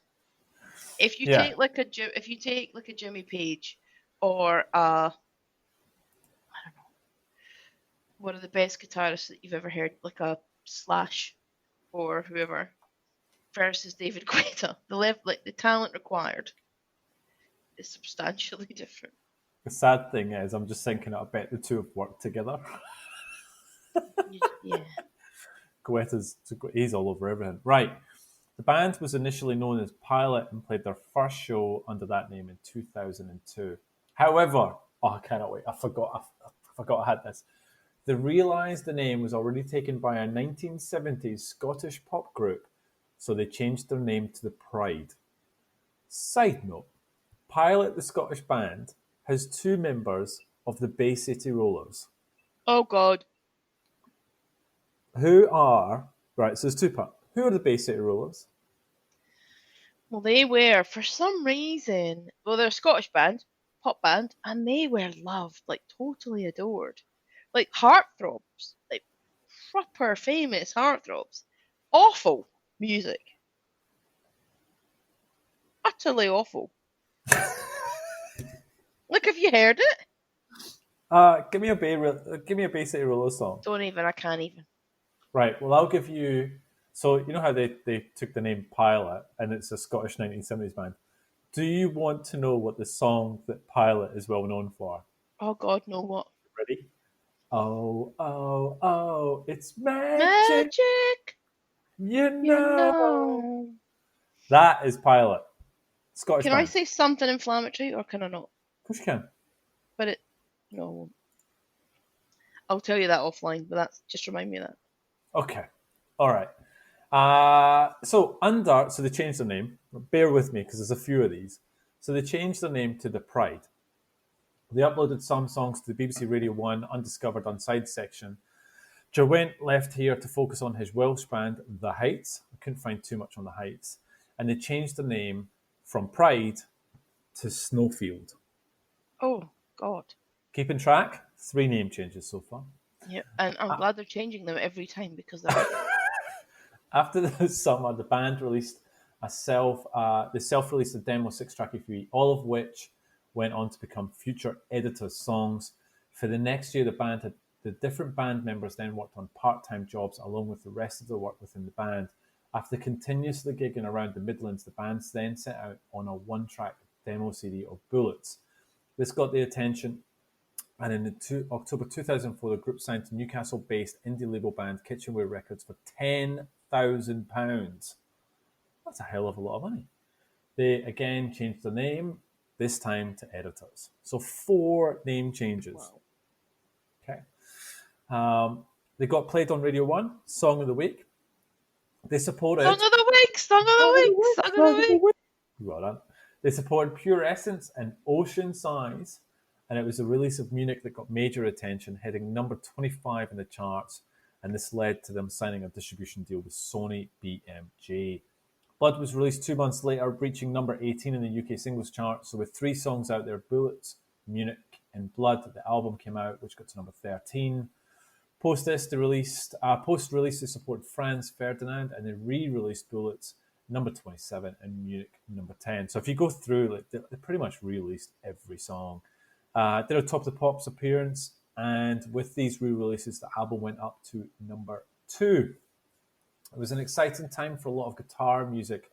Editors bassist Russell Leach tells Gigwise, thinking back to launch into music with the runaway success of a debut album, The Backroom. At that time, it was very different. There were so many guitar bands, and it was all on the radio. It was very popular. Obviously, 10 years later, a lot has changed. It's quite dance-oriented within the charts at the moment. So what was that, 2015, 10 years later, 2015? Would you say the charts was... How would you say dance was in 2015? What's that? Awful a bit. David Guetta. That's who it was. Oh.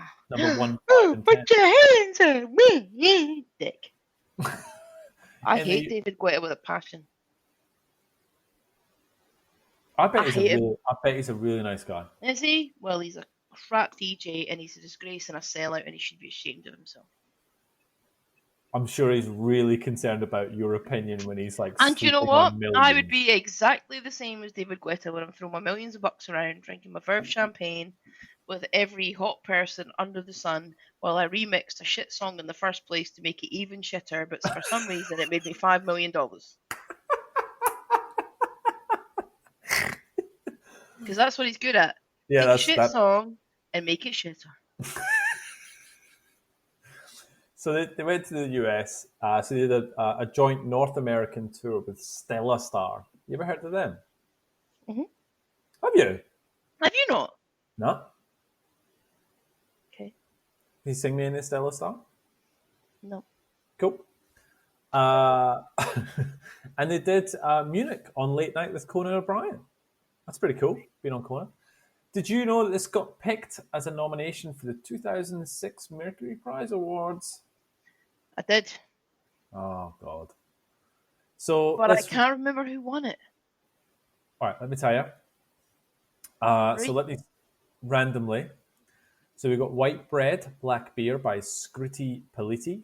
The Warning by Hot Chip. That's a great album. It's like a great album. Through the Window Pane by Gilmots. This Is My Demo by Sway. Melting Pot by Zoe Rahman. The Eraser by Tom York. Cole's Corner by Richard Hawley. Black Holes and Revelations by Muse.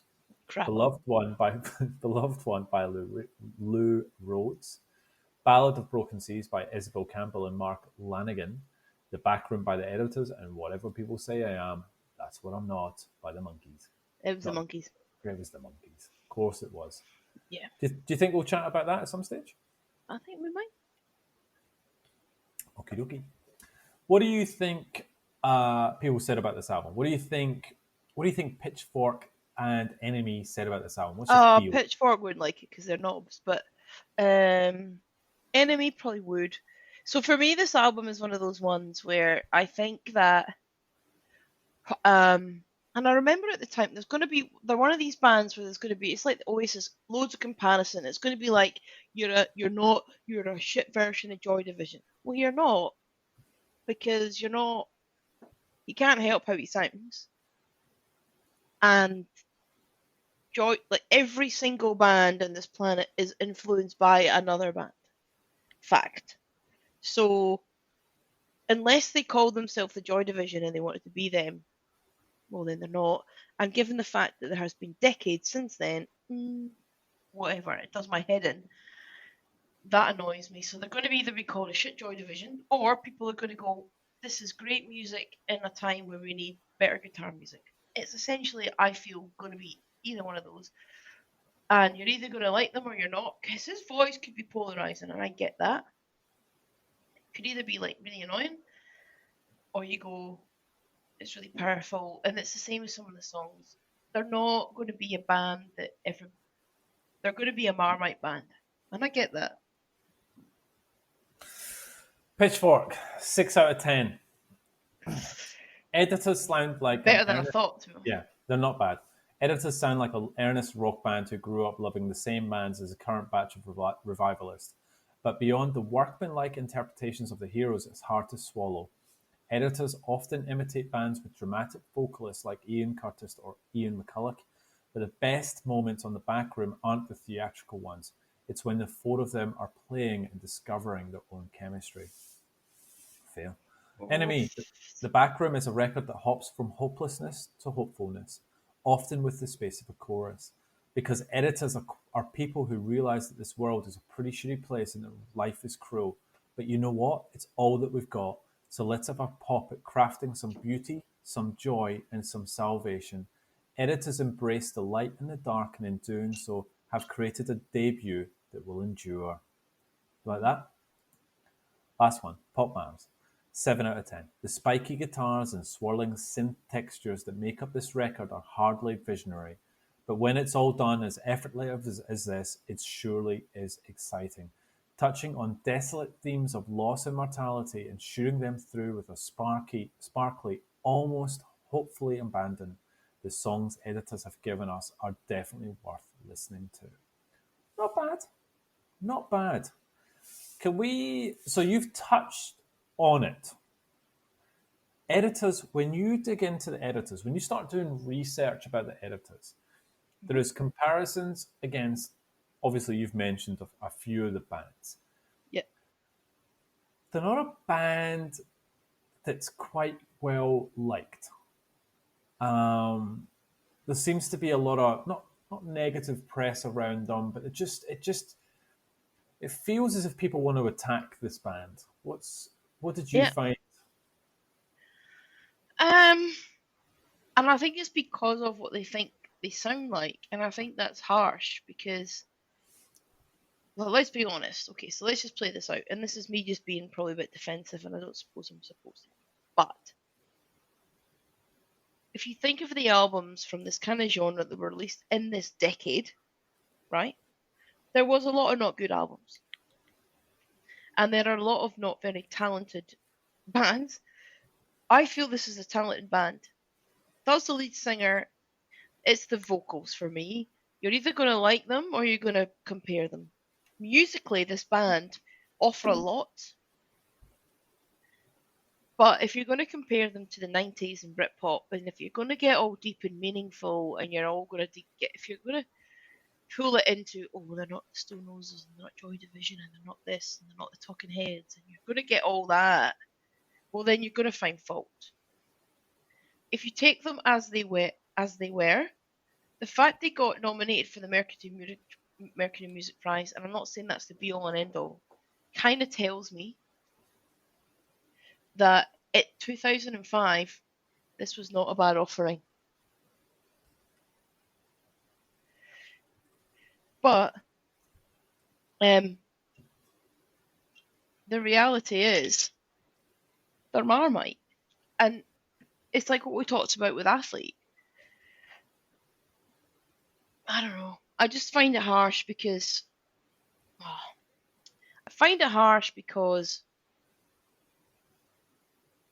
you can compare bands all you want, but I think in 2005 this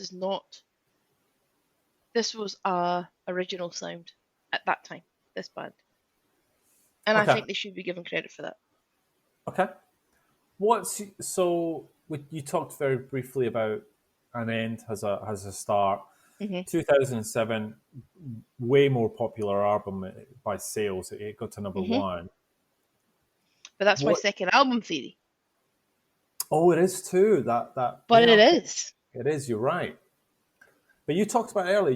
You thought musically, emotionally, you had this. Musically, you had that. Has it done a reversal through this process? No. Okay, still the same. No, still the same. I actually like most of the Editors albums. I like Editors. I like their sound. It's just a band I like, and I might be alone. I might not be alone. I just think they do poignant songs, and when they pull it out the bag, they can write a song. Okay. And and when we talk about, I'm looking forward to talking about the tracks, because it's not like I'm completely, but this is not a perfect album by any stretch. But when they do it well, they do it well. Pitchfork didn't really like the second album too much. They gave it 4.9. And they're all, it's a shame that premature commercial success has sullied the editor's creativity, because An End contains its share of bright spots.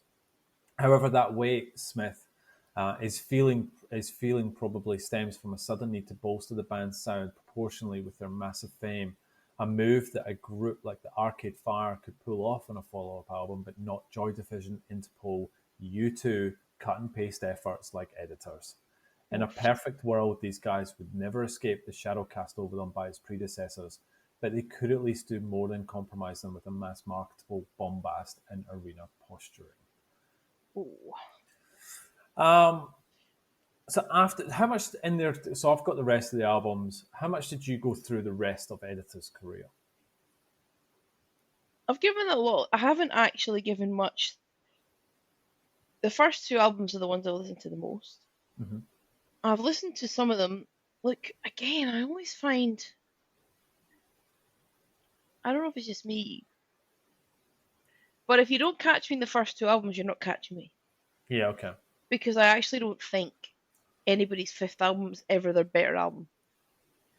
Out of all of their newest albums, they released an album, I think it was about 2 or 3 years ago, called Violence. Yep, yeah. 2018, Violence, actually, yeah. Violence. So their first two album, that's the next best album. Really? I like Violence. It's quite commercial. I listened to that today because I was like, you know what, I'm going to listen to some more. I like it. But I like The Weight of Your Love, and that got slammed. And I wondered if it's because this is why I wondered if I was just a bit biased. Okay. Because I enjoyed The Weight of Your Love, but I'm not sure. I hadn't listened to it again recently. But I bought The Weight of Your Love. And I remember there's 3 tracks on The Weight of Your Love that I genuinely loved. So the first track, The Weight, What Is This Thing Called Love? And there was a track on it called Formaldehyde. And they really stuck out for me. Okay. It's just been a band I've enjoyed over the time. And I feel when Editors get a track, they're the kind of band that really get me emotionally. Sometimes there's songs that you go, that's too much. But it's a band that I genuinely do enjoy. But I do think they are Marmite. You're either going to love them or hate them. And that's cool. I'm not going to be offended if people don't like Editors. I'm offended when people don't like Oasis. So just before the third album, which was In This Light and In This Evening, it went to number one again in 2009. They were interviewed by Quietus, right? And this one, I read a lot of interviews. This one stood out. Where do you think Editors stand in today's musical landscape? I'm not sure. We're 3 records in, and a lot of bands who were seen as our peers around the early 2000s and who came around the same time of us have, I don't know, but it's hard to talk about that without sounding arrogant. But we are proud of everything we have achieved. We've had a Mercury Prize nomination for our first album and a Brit Award nomination for the second, while our new UK tour has sold out before the record has even been released, so there is still a demand. It's weird. All the way along, we've always felt like kind of outsiders. Ever when we first started, the press were nice, but we've never been on the front cover of anything like Enemy or championed by the press. We've had good and bad reviews, but the press has never said this is the best band of the year or anything. So is that their music, or is that the fact that they're borrowing from some other bands? I think that actually sums it up. Like, I actually do think that's how people will see them, because I think they've had probably that critical success where people have recognised how strong they are musically. They're not going to have the likability of an Arctic Monkeys or an Oasis, because they're actually quite boring. Like, I couldn't even tell you the names of the band. Like, I probably couldn't. I could pick them out in photographs, I recognise them. But I didn't know much about them. They're not that band where you go, oh well. Like, they've got that charisma. They didn't have that presence. But I don't think that affects their music, right? So I think we've got to separate them. The Arctic Monkeys, they had that presence. You can imagine them on the stage. Oasis had that presence. The Editors' music, I don't think, stands up on its own without the band having to be that. They're not a Kasabian. And I love that. You know, I love that. I love a front man. I love the whole thing. They don't do that. No, they don't. Yeah, you're right. And I think that's why. So I genuinely believe that they've made, critically, some good albums. I think they've made good music. I think they made great tracks. I don't think they've been media friendly. I don't think they've been a band that you can completely relate to. They haven't had charisma. They haven't had presence. A bit like the Doves. They've kind of just been there. Okay, that's fair. Look, there's a lot more of their career, but I just want to cover this as well, which is they were asked in an interview with AllMusic, if you took this record back in time and played it for your 2005 self, what would they think? So Tom said, part of me would have been blown away by the idea that we'd still be making records. I'd have been intrigued if I picked up the sleeve and saw 2 different people in the band. That would have been a bit of a head scratcher. I think musically I'd have been over the moon. The back room, there were songs like Camera and Distance that had more of an electronic underbelly, and over the years we flipped between making more guitar-sounding records and more electronic records. I think I would have been a bit scared by the riff in Hallelujah as well. Should we get into music? We haven't played music for a while. Should we get into this album? You got anything else to add on this band? There's a lot more I could discuss, and there's a lot more notes, but we've been chatting a while, and I think maybe we probably will come across their careers in a different episode. I'm just really pleased we're talking about this album, because it does mean a lot to me. And I'm actually genuinely keen to hear what you think. It's not going to bother me if you don't like them. It will surprise me if you don't like them, because I think there are some tracks that I think really are tracks that I think you would like. But there's a few albums when we talk through this podcast that have like real meaning to me, because that decade for me, when I think about it, I was 20 to 30. That's a very meaningful time of your life that stand out, and this is one of them. And so the fact that I actually do get to talk about it makes me happy. Okay. With that, let's get into the tracks then. It kicks off the album with Lights, Go on, talk to me about Lights. It's a punch in the face. It's an opening track. I absolutely love it. It's not the best track on the album, but it's what you need this just sets the tone. Here we go, bang. Take that. This is from Yellow Flowers. This song is about being scared of something, possibly losing all that they have at this very moment. I don't think it's about sleeping with someone. It's about keeping the light on when you are young and afraid of the dark. If fortune favors the brave, I am as poor as they come. That is a great lyric. Basically saying that they're anything but brave. I think it's an okay song. I don't think it's a punch to the face. Look, it's not bad. It doesn't. You've said this isn't the best song on the album. I agree with that statement. There's nothing stand out about it, but it's not. It's okay. You want to play it? Yeah. Okay. Lights.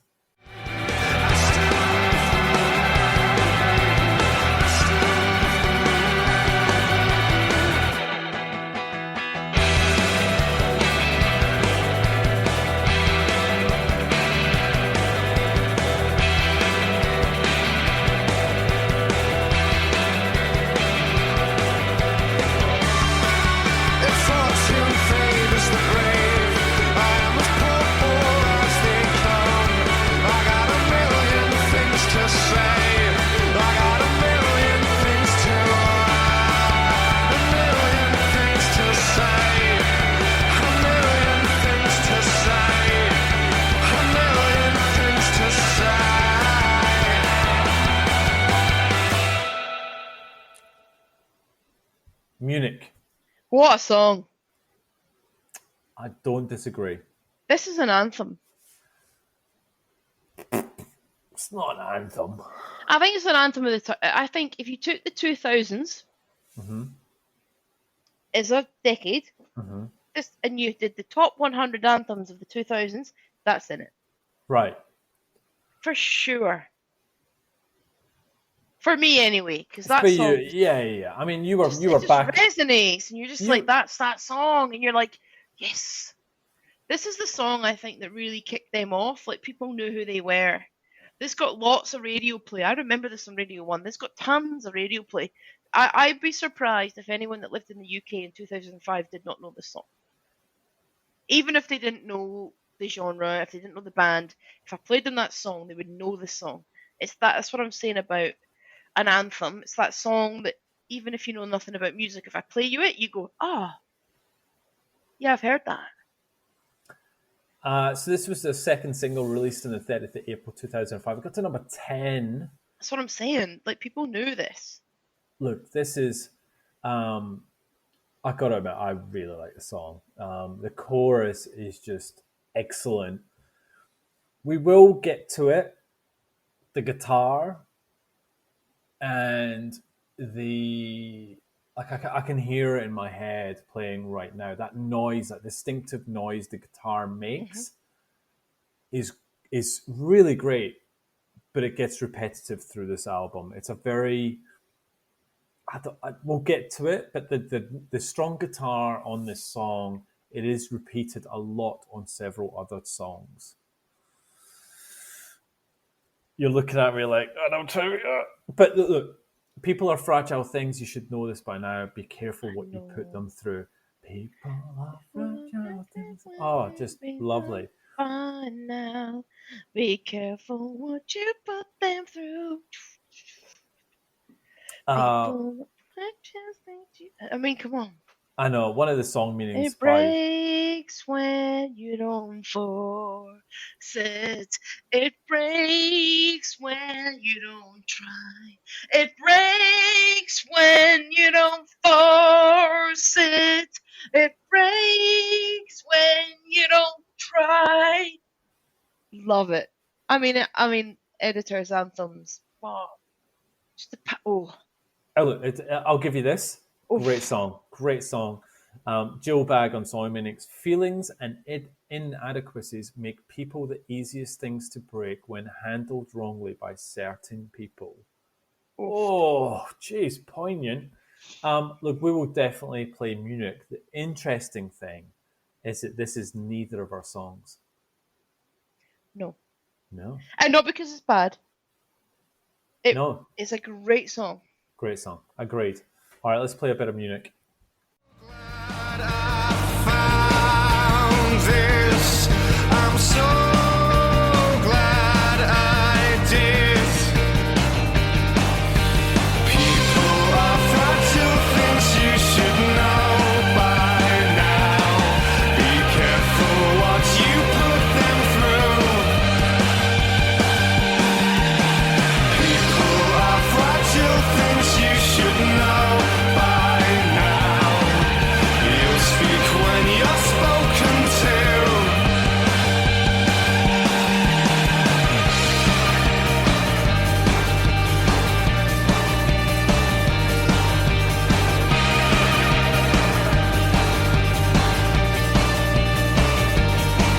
It breaks when you don't force it.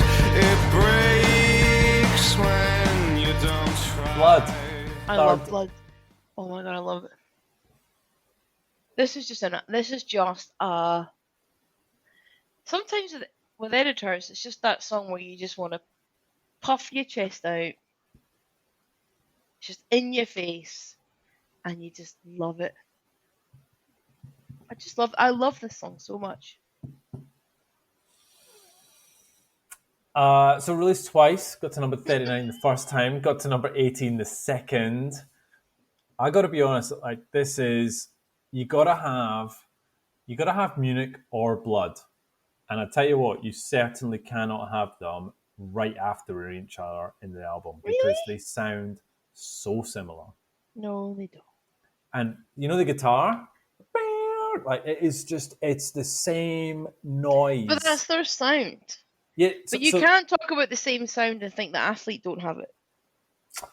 And I said that about Athlete. I said that sometimes they went back to the well and it was a formula. And this album, if you listen to the guitar, it is very much a similar effect on multiple I'll give you that. songs. It's a formula, but but- it's interesting. This is the formula I like, and Athlete was the formula you like. Because I love this. But as long as we admit there's a formula, we're okay.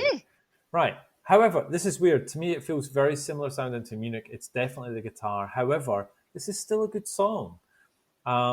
Genius. This track seems to be about misplacing your trust in someone who's proved himself or herself untrustworthy before. Since the person the song is directed is not able to be trusted, the only thing he or she and the singer have in common is the blood in their veins, as mentioned in the lyrics. Look, Blood is definitely worth playing. I want to play it, please. Cool. Keeping a promise.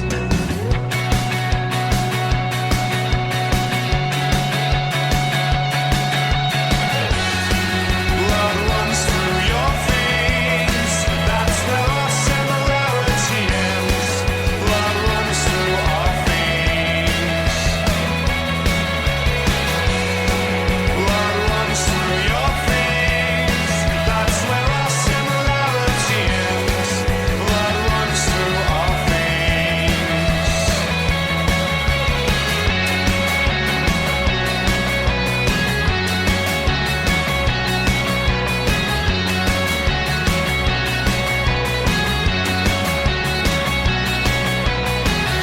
There's nothing believable in being honest. So cover your lies up. Fall. Okay, so Oh, here we I'm go. not one to give much away, No. and I'm not going to give much away. What I will say though is there are probably 10. You know how you said to me before there are some songs in your life that will, I don't know, there are songs in your life that you can remember about decisions that you made and that have such an important meaning, and this is one of them. And I'll read the lyrics to you because they're absolutely ingrained in my brain. With my eyes closed, I'll look closer. I'll always remember Juggernaut screaming to a stop. Sounds like devils are laughing. And then I wanted to see it for myself. Somehow I light up when I'm with you. You repeat I wanted to see this for myself. That has always been, and it always will be, a mantra for me. I always have to experience. If I feel it, I need to go and do it. And I need to see it, and I will make that decision. And I will move forward.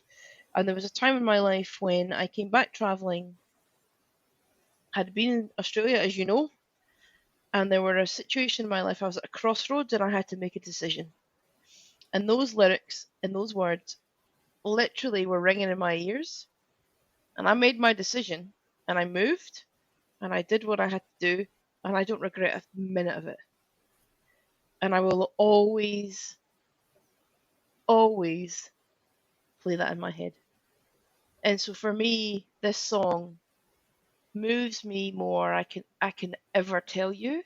It was a sad song at the time, but now it's like it was a very sad song at the time, but now it's a song of, I don't know, it's a song of power, and it's a song of pride for me. Oh, wow. That's brilliant. Thank you for sharing that. That's awesome. Awesome. You're lucky I like the song. I am, because I'd have been devastated. Imagine if I went, it's a fucking pants song. But no, this is, look, you know what? This song was, I know we sort of messaged each other before this. This is your pick. This was my pick. This song, it reminds me of Elbow, which they sort of cited as one of their influences. It's the best song so far. It's a beautiful song. The voice, I have no problems with this guy's voice. None. I think he's a great singer. I think it's really haunting on this song. Terrific song. So yeah, I'm happy that you absolutely picked this as your song. Play it. Can we play it all? Yeah, we can play it all. Absolutely. Here's Fall.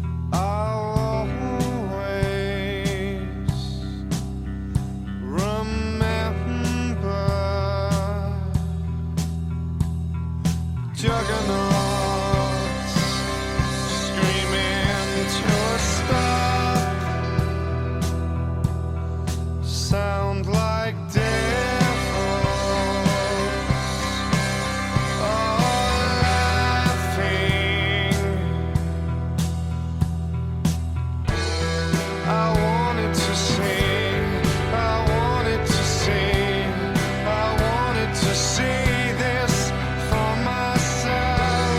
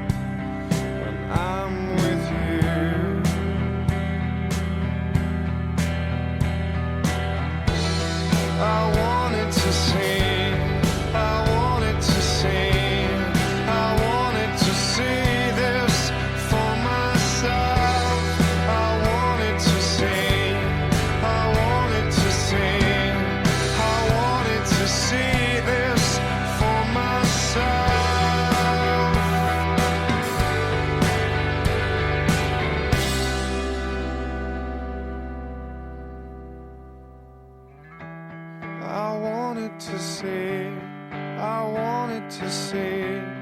I wanted to see this for myself.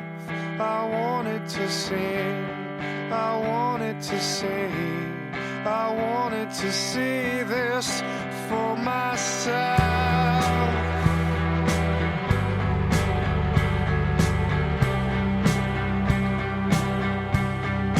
For myself.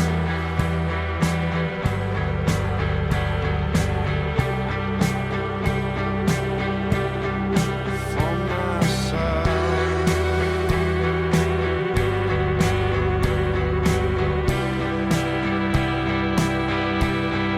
For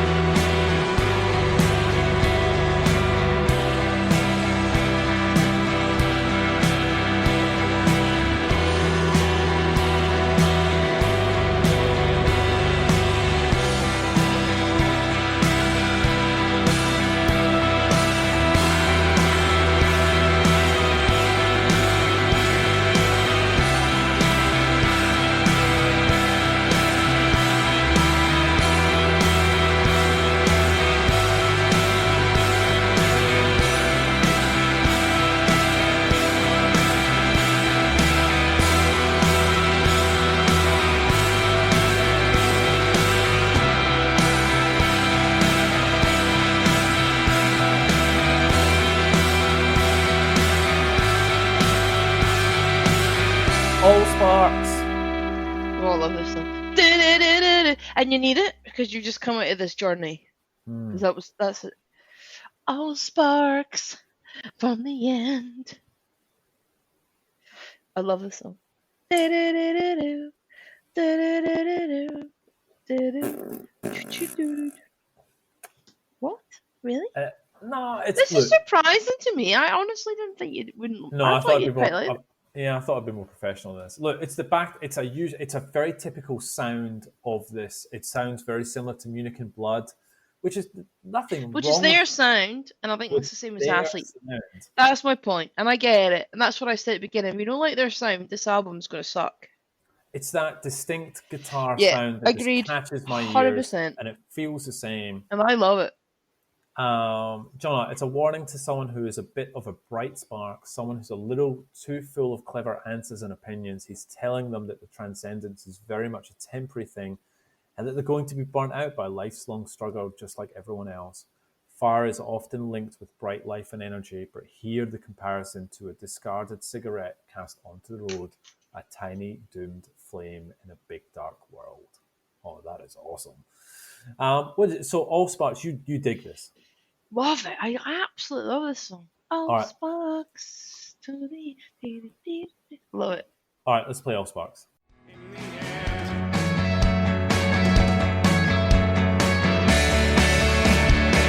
All sparks will burn out. All sparks will burn out. All sparks will burn out. In the end.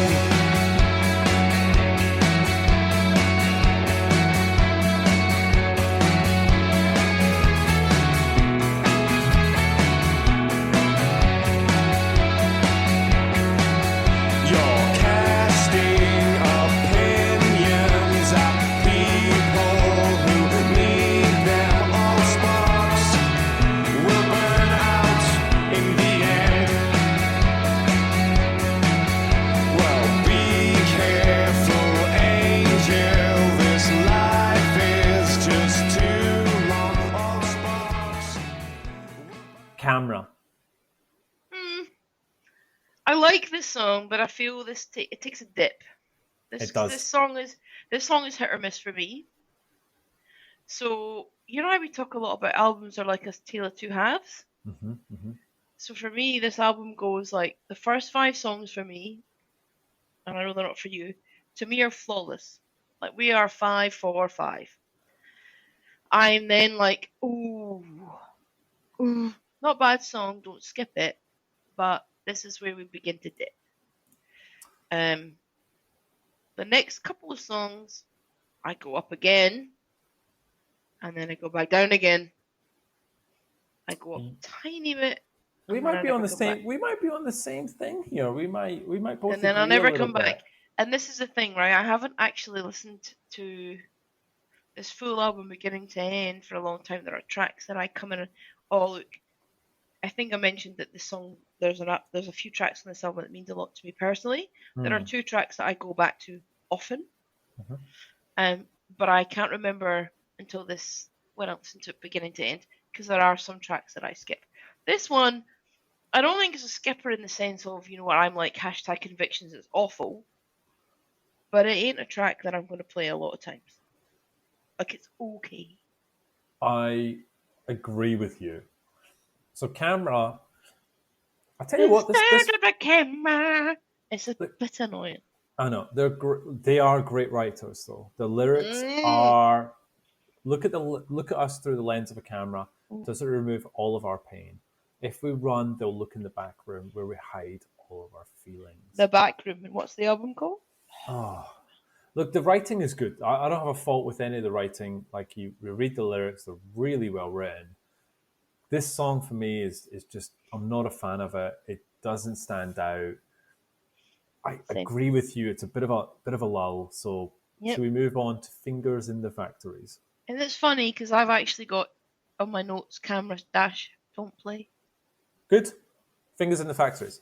Play it, banging. We're back in the game. This is what I love about the editors because they can be, and I know what you're saying, the sound. If you like the sound and you like the guitar and you like the raucousness, then you're going to love them. If you don't, it's going to annoy you. This, I'm back in. I'm like, yes. Oh my God, you read my mind. Okay, song again. The chorus can split me though.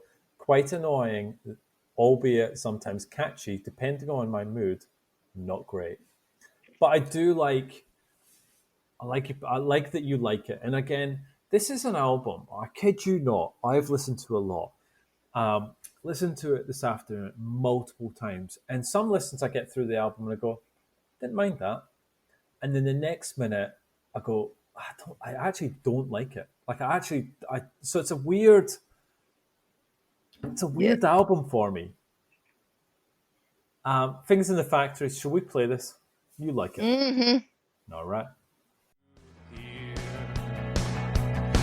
Oh, you're the night, the dirty night that keeps us going. No one left to fear. As the sun goes down on a broken town and the fingers bleed in the factories, come on out tonight, come and see the start of the ones you love and the ones in love, and you keep with me, keep with me. Keep with me, keep with me.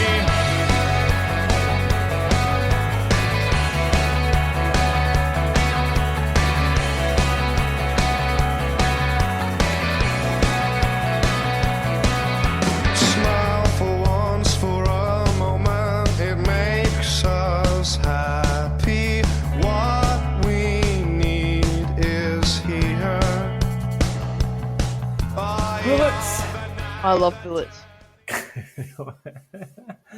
What do you like about Bullets? Again, the same. It's just the full-on pulse of it. It's the impact. It's the aggression. It's just in your face. I'm going to read it. It has an annoying chord that gets played before the chorus. Then the chorus hits, and then it's annoying.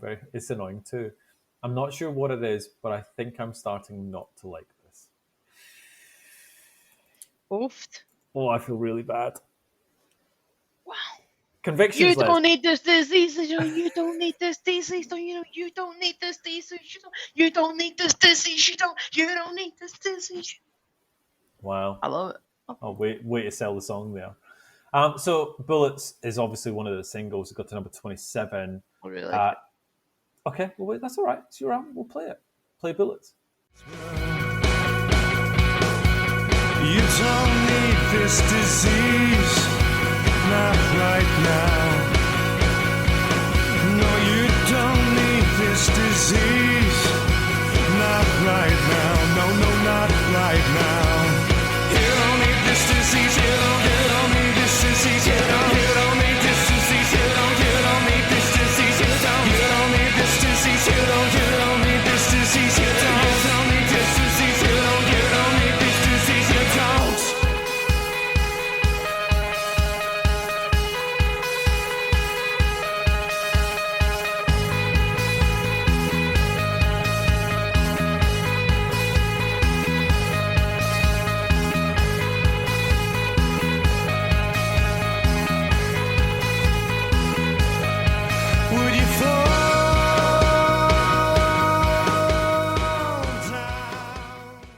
someone says, Nah.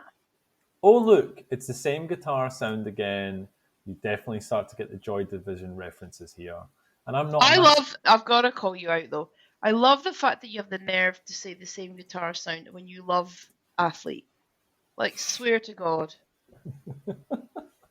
Like, I find it really humorous. Because it is the most samey bland album of all time. And you're, like, sitting here criticising editors who got nominated for a Mercury Prize Award. Oh, please. And Athlete got nominated for the Toilet Paper Award. So, you know, I just find, honestly, this is amazing. It's good. You know what I like? You're being very professional, not defensive, taking it all in your stride. I like that. No, I don't care if you don't like it. It's the fact that you're like, it's just the same. However, my album is Athlete. and when that's all they have, the same bloody noise. That's what bothers me, is you're criticising the editors for being the same sound, when Athlete is the same sound for 6 years. Okay. All right. If you were like that, I don't like them because his voice is shit or the songs are shit. What do you think? All right. What do you think of Someone Says? Well, I've got Don't Play written beside it. Good. Then we both agree.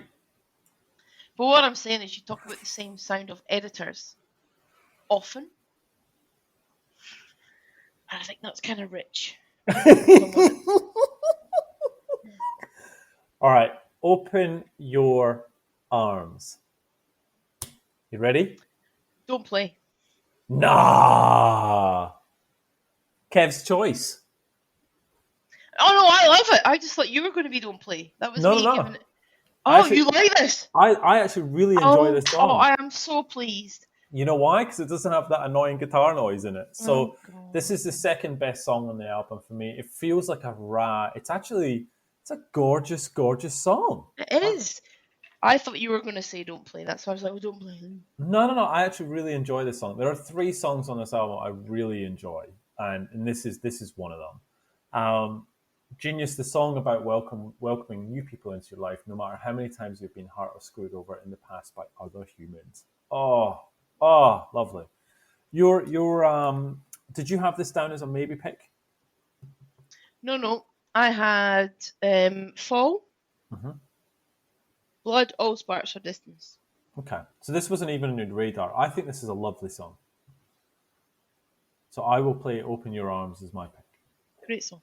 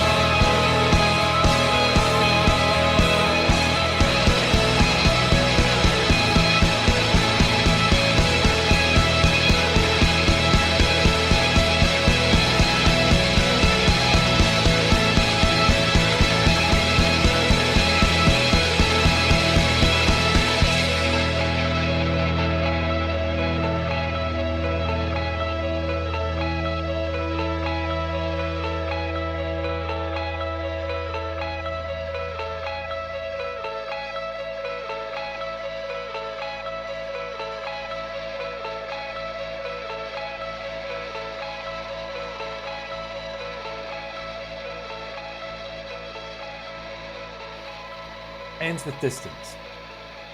What's your thoughts on the end? I love Distance. Do you? I love Distance. I don't know why you wouldn't. Well, if you don't like Editors, I can imagine why you don't. But no, it's a soft way to end the album. I don't mind it. It's actually quite. Oh yeah, it is. It's not your final hurrah. I get that. Open Your Arms actually felt like a hurrah, but yeah, okay, keep going.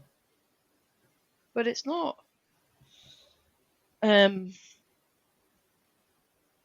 Yeah, I get you. I actually think if you put Distance number 10, Open Your Arms at the end, you've got a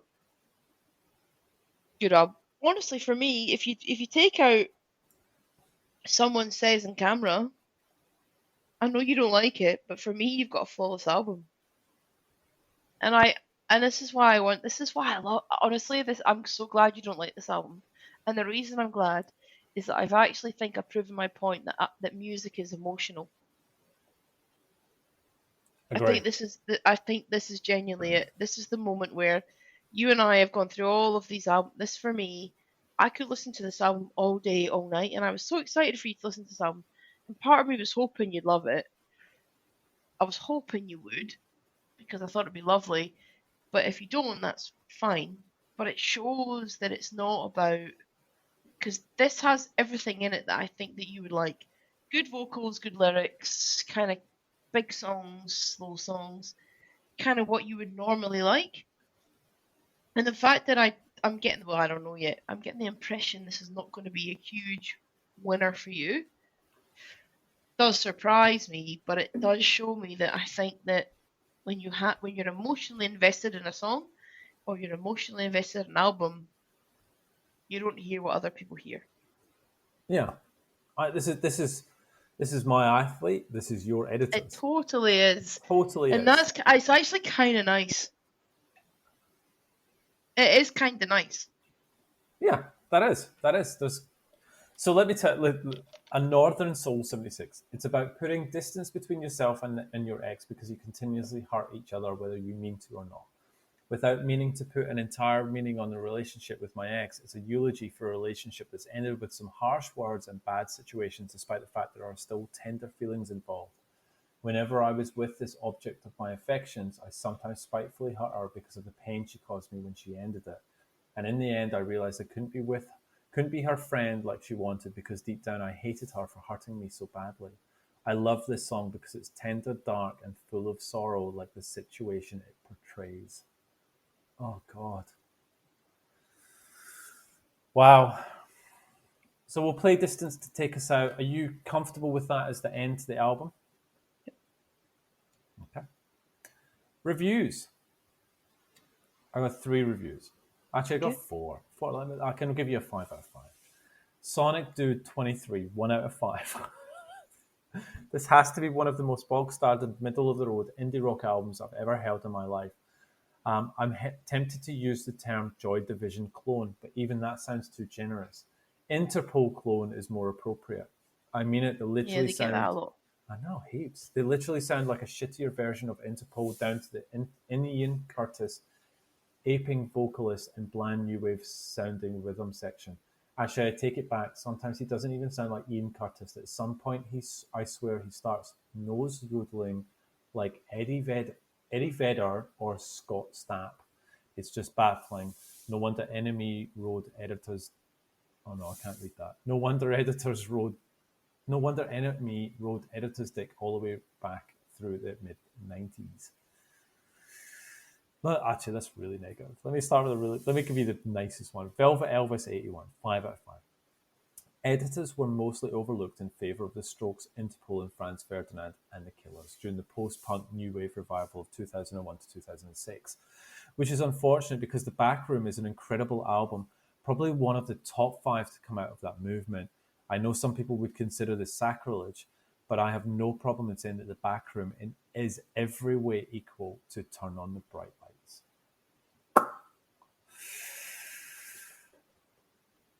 What did you rate it in a re-listen?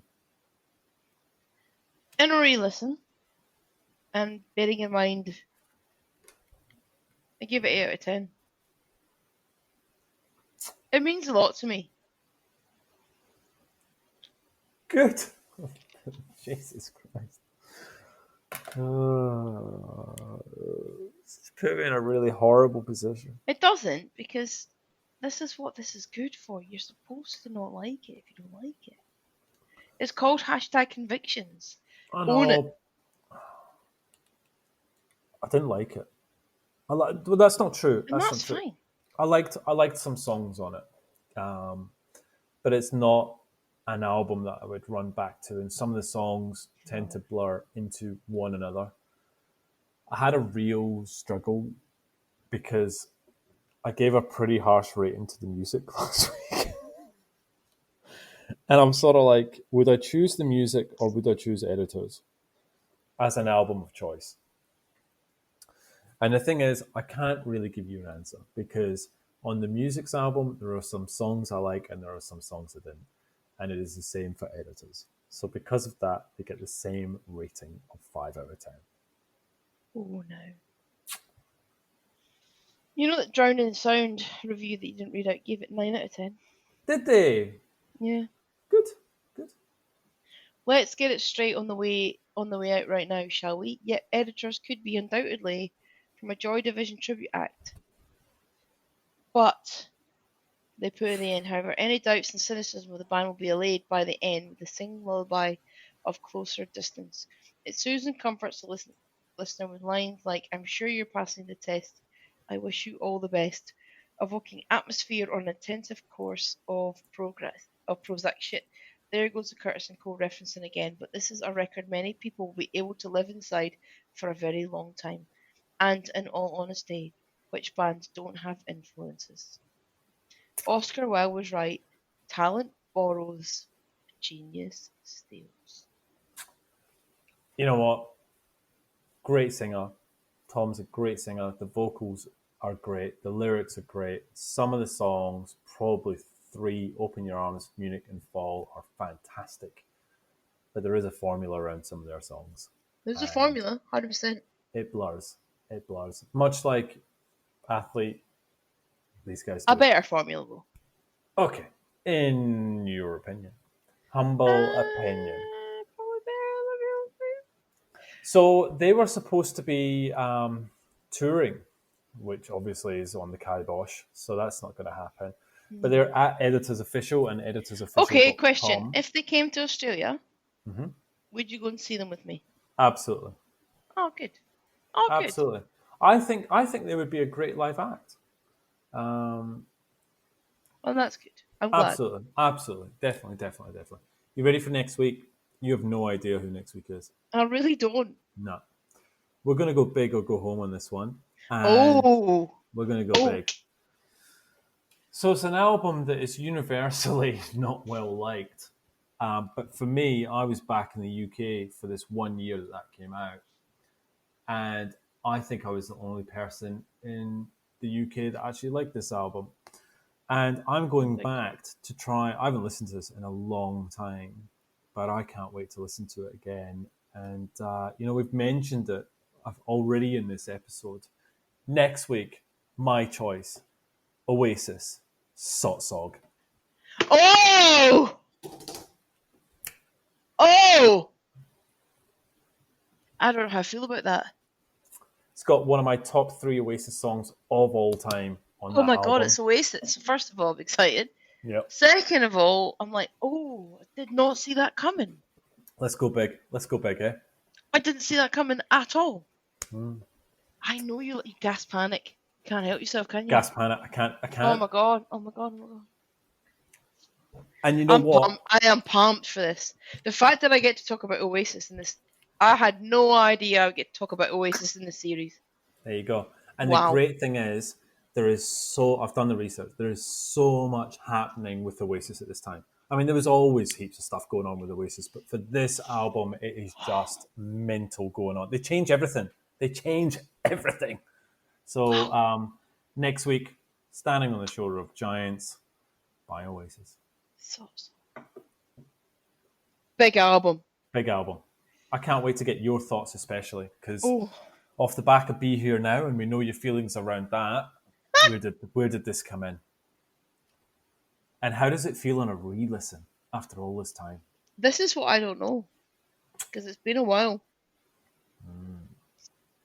All right, let's get on out of here. And next episode, we'll cover Oasis. But Les, thank you for introducing me to Editors. I know that it didn't go as planned, but they have some wonderful songs.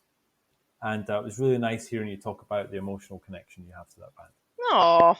So it was nice. So thank you. You're welcome. And we'll see you soon. See ya. Bye. Bye.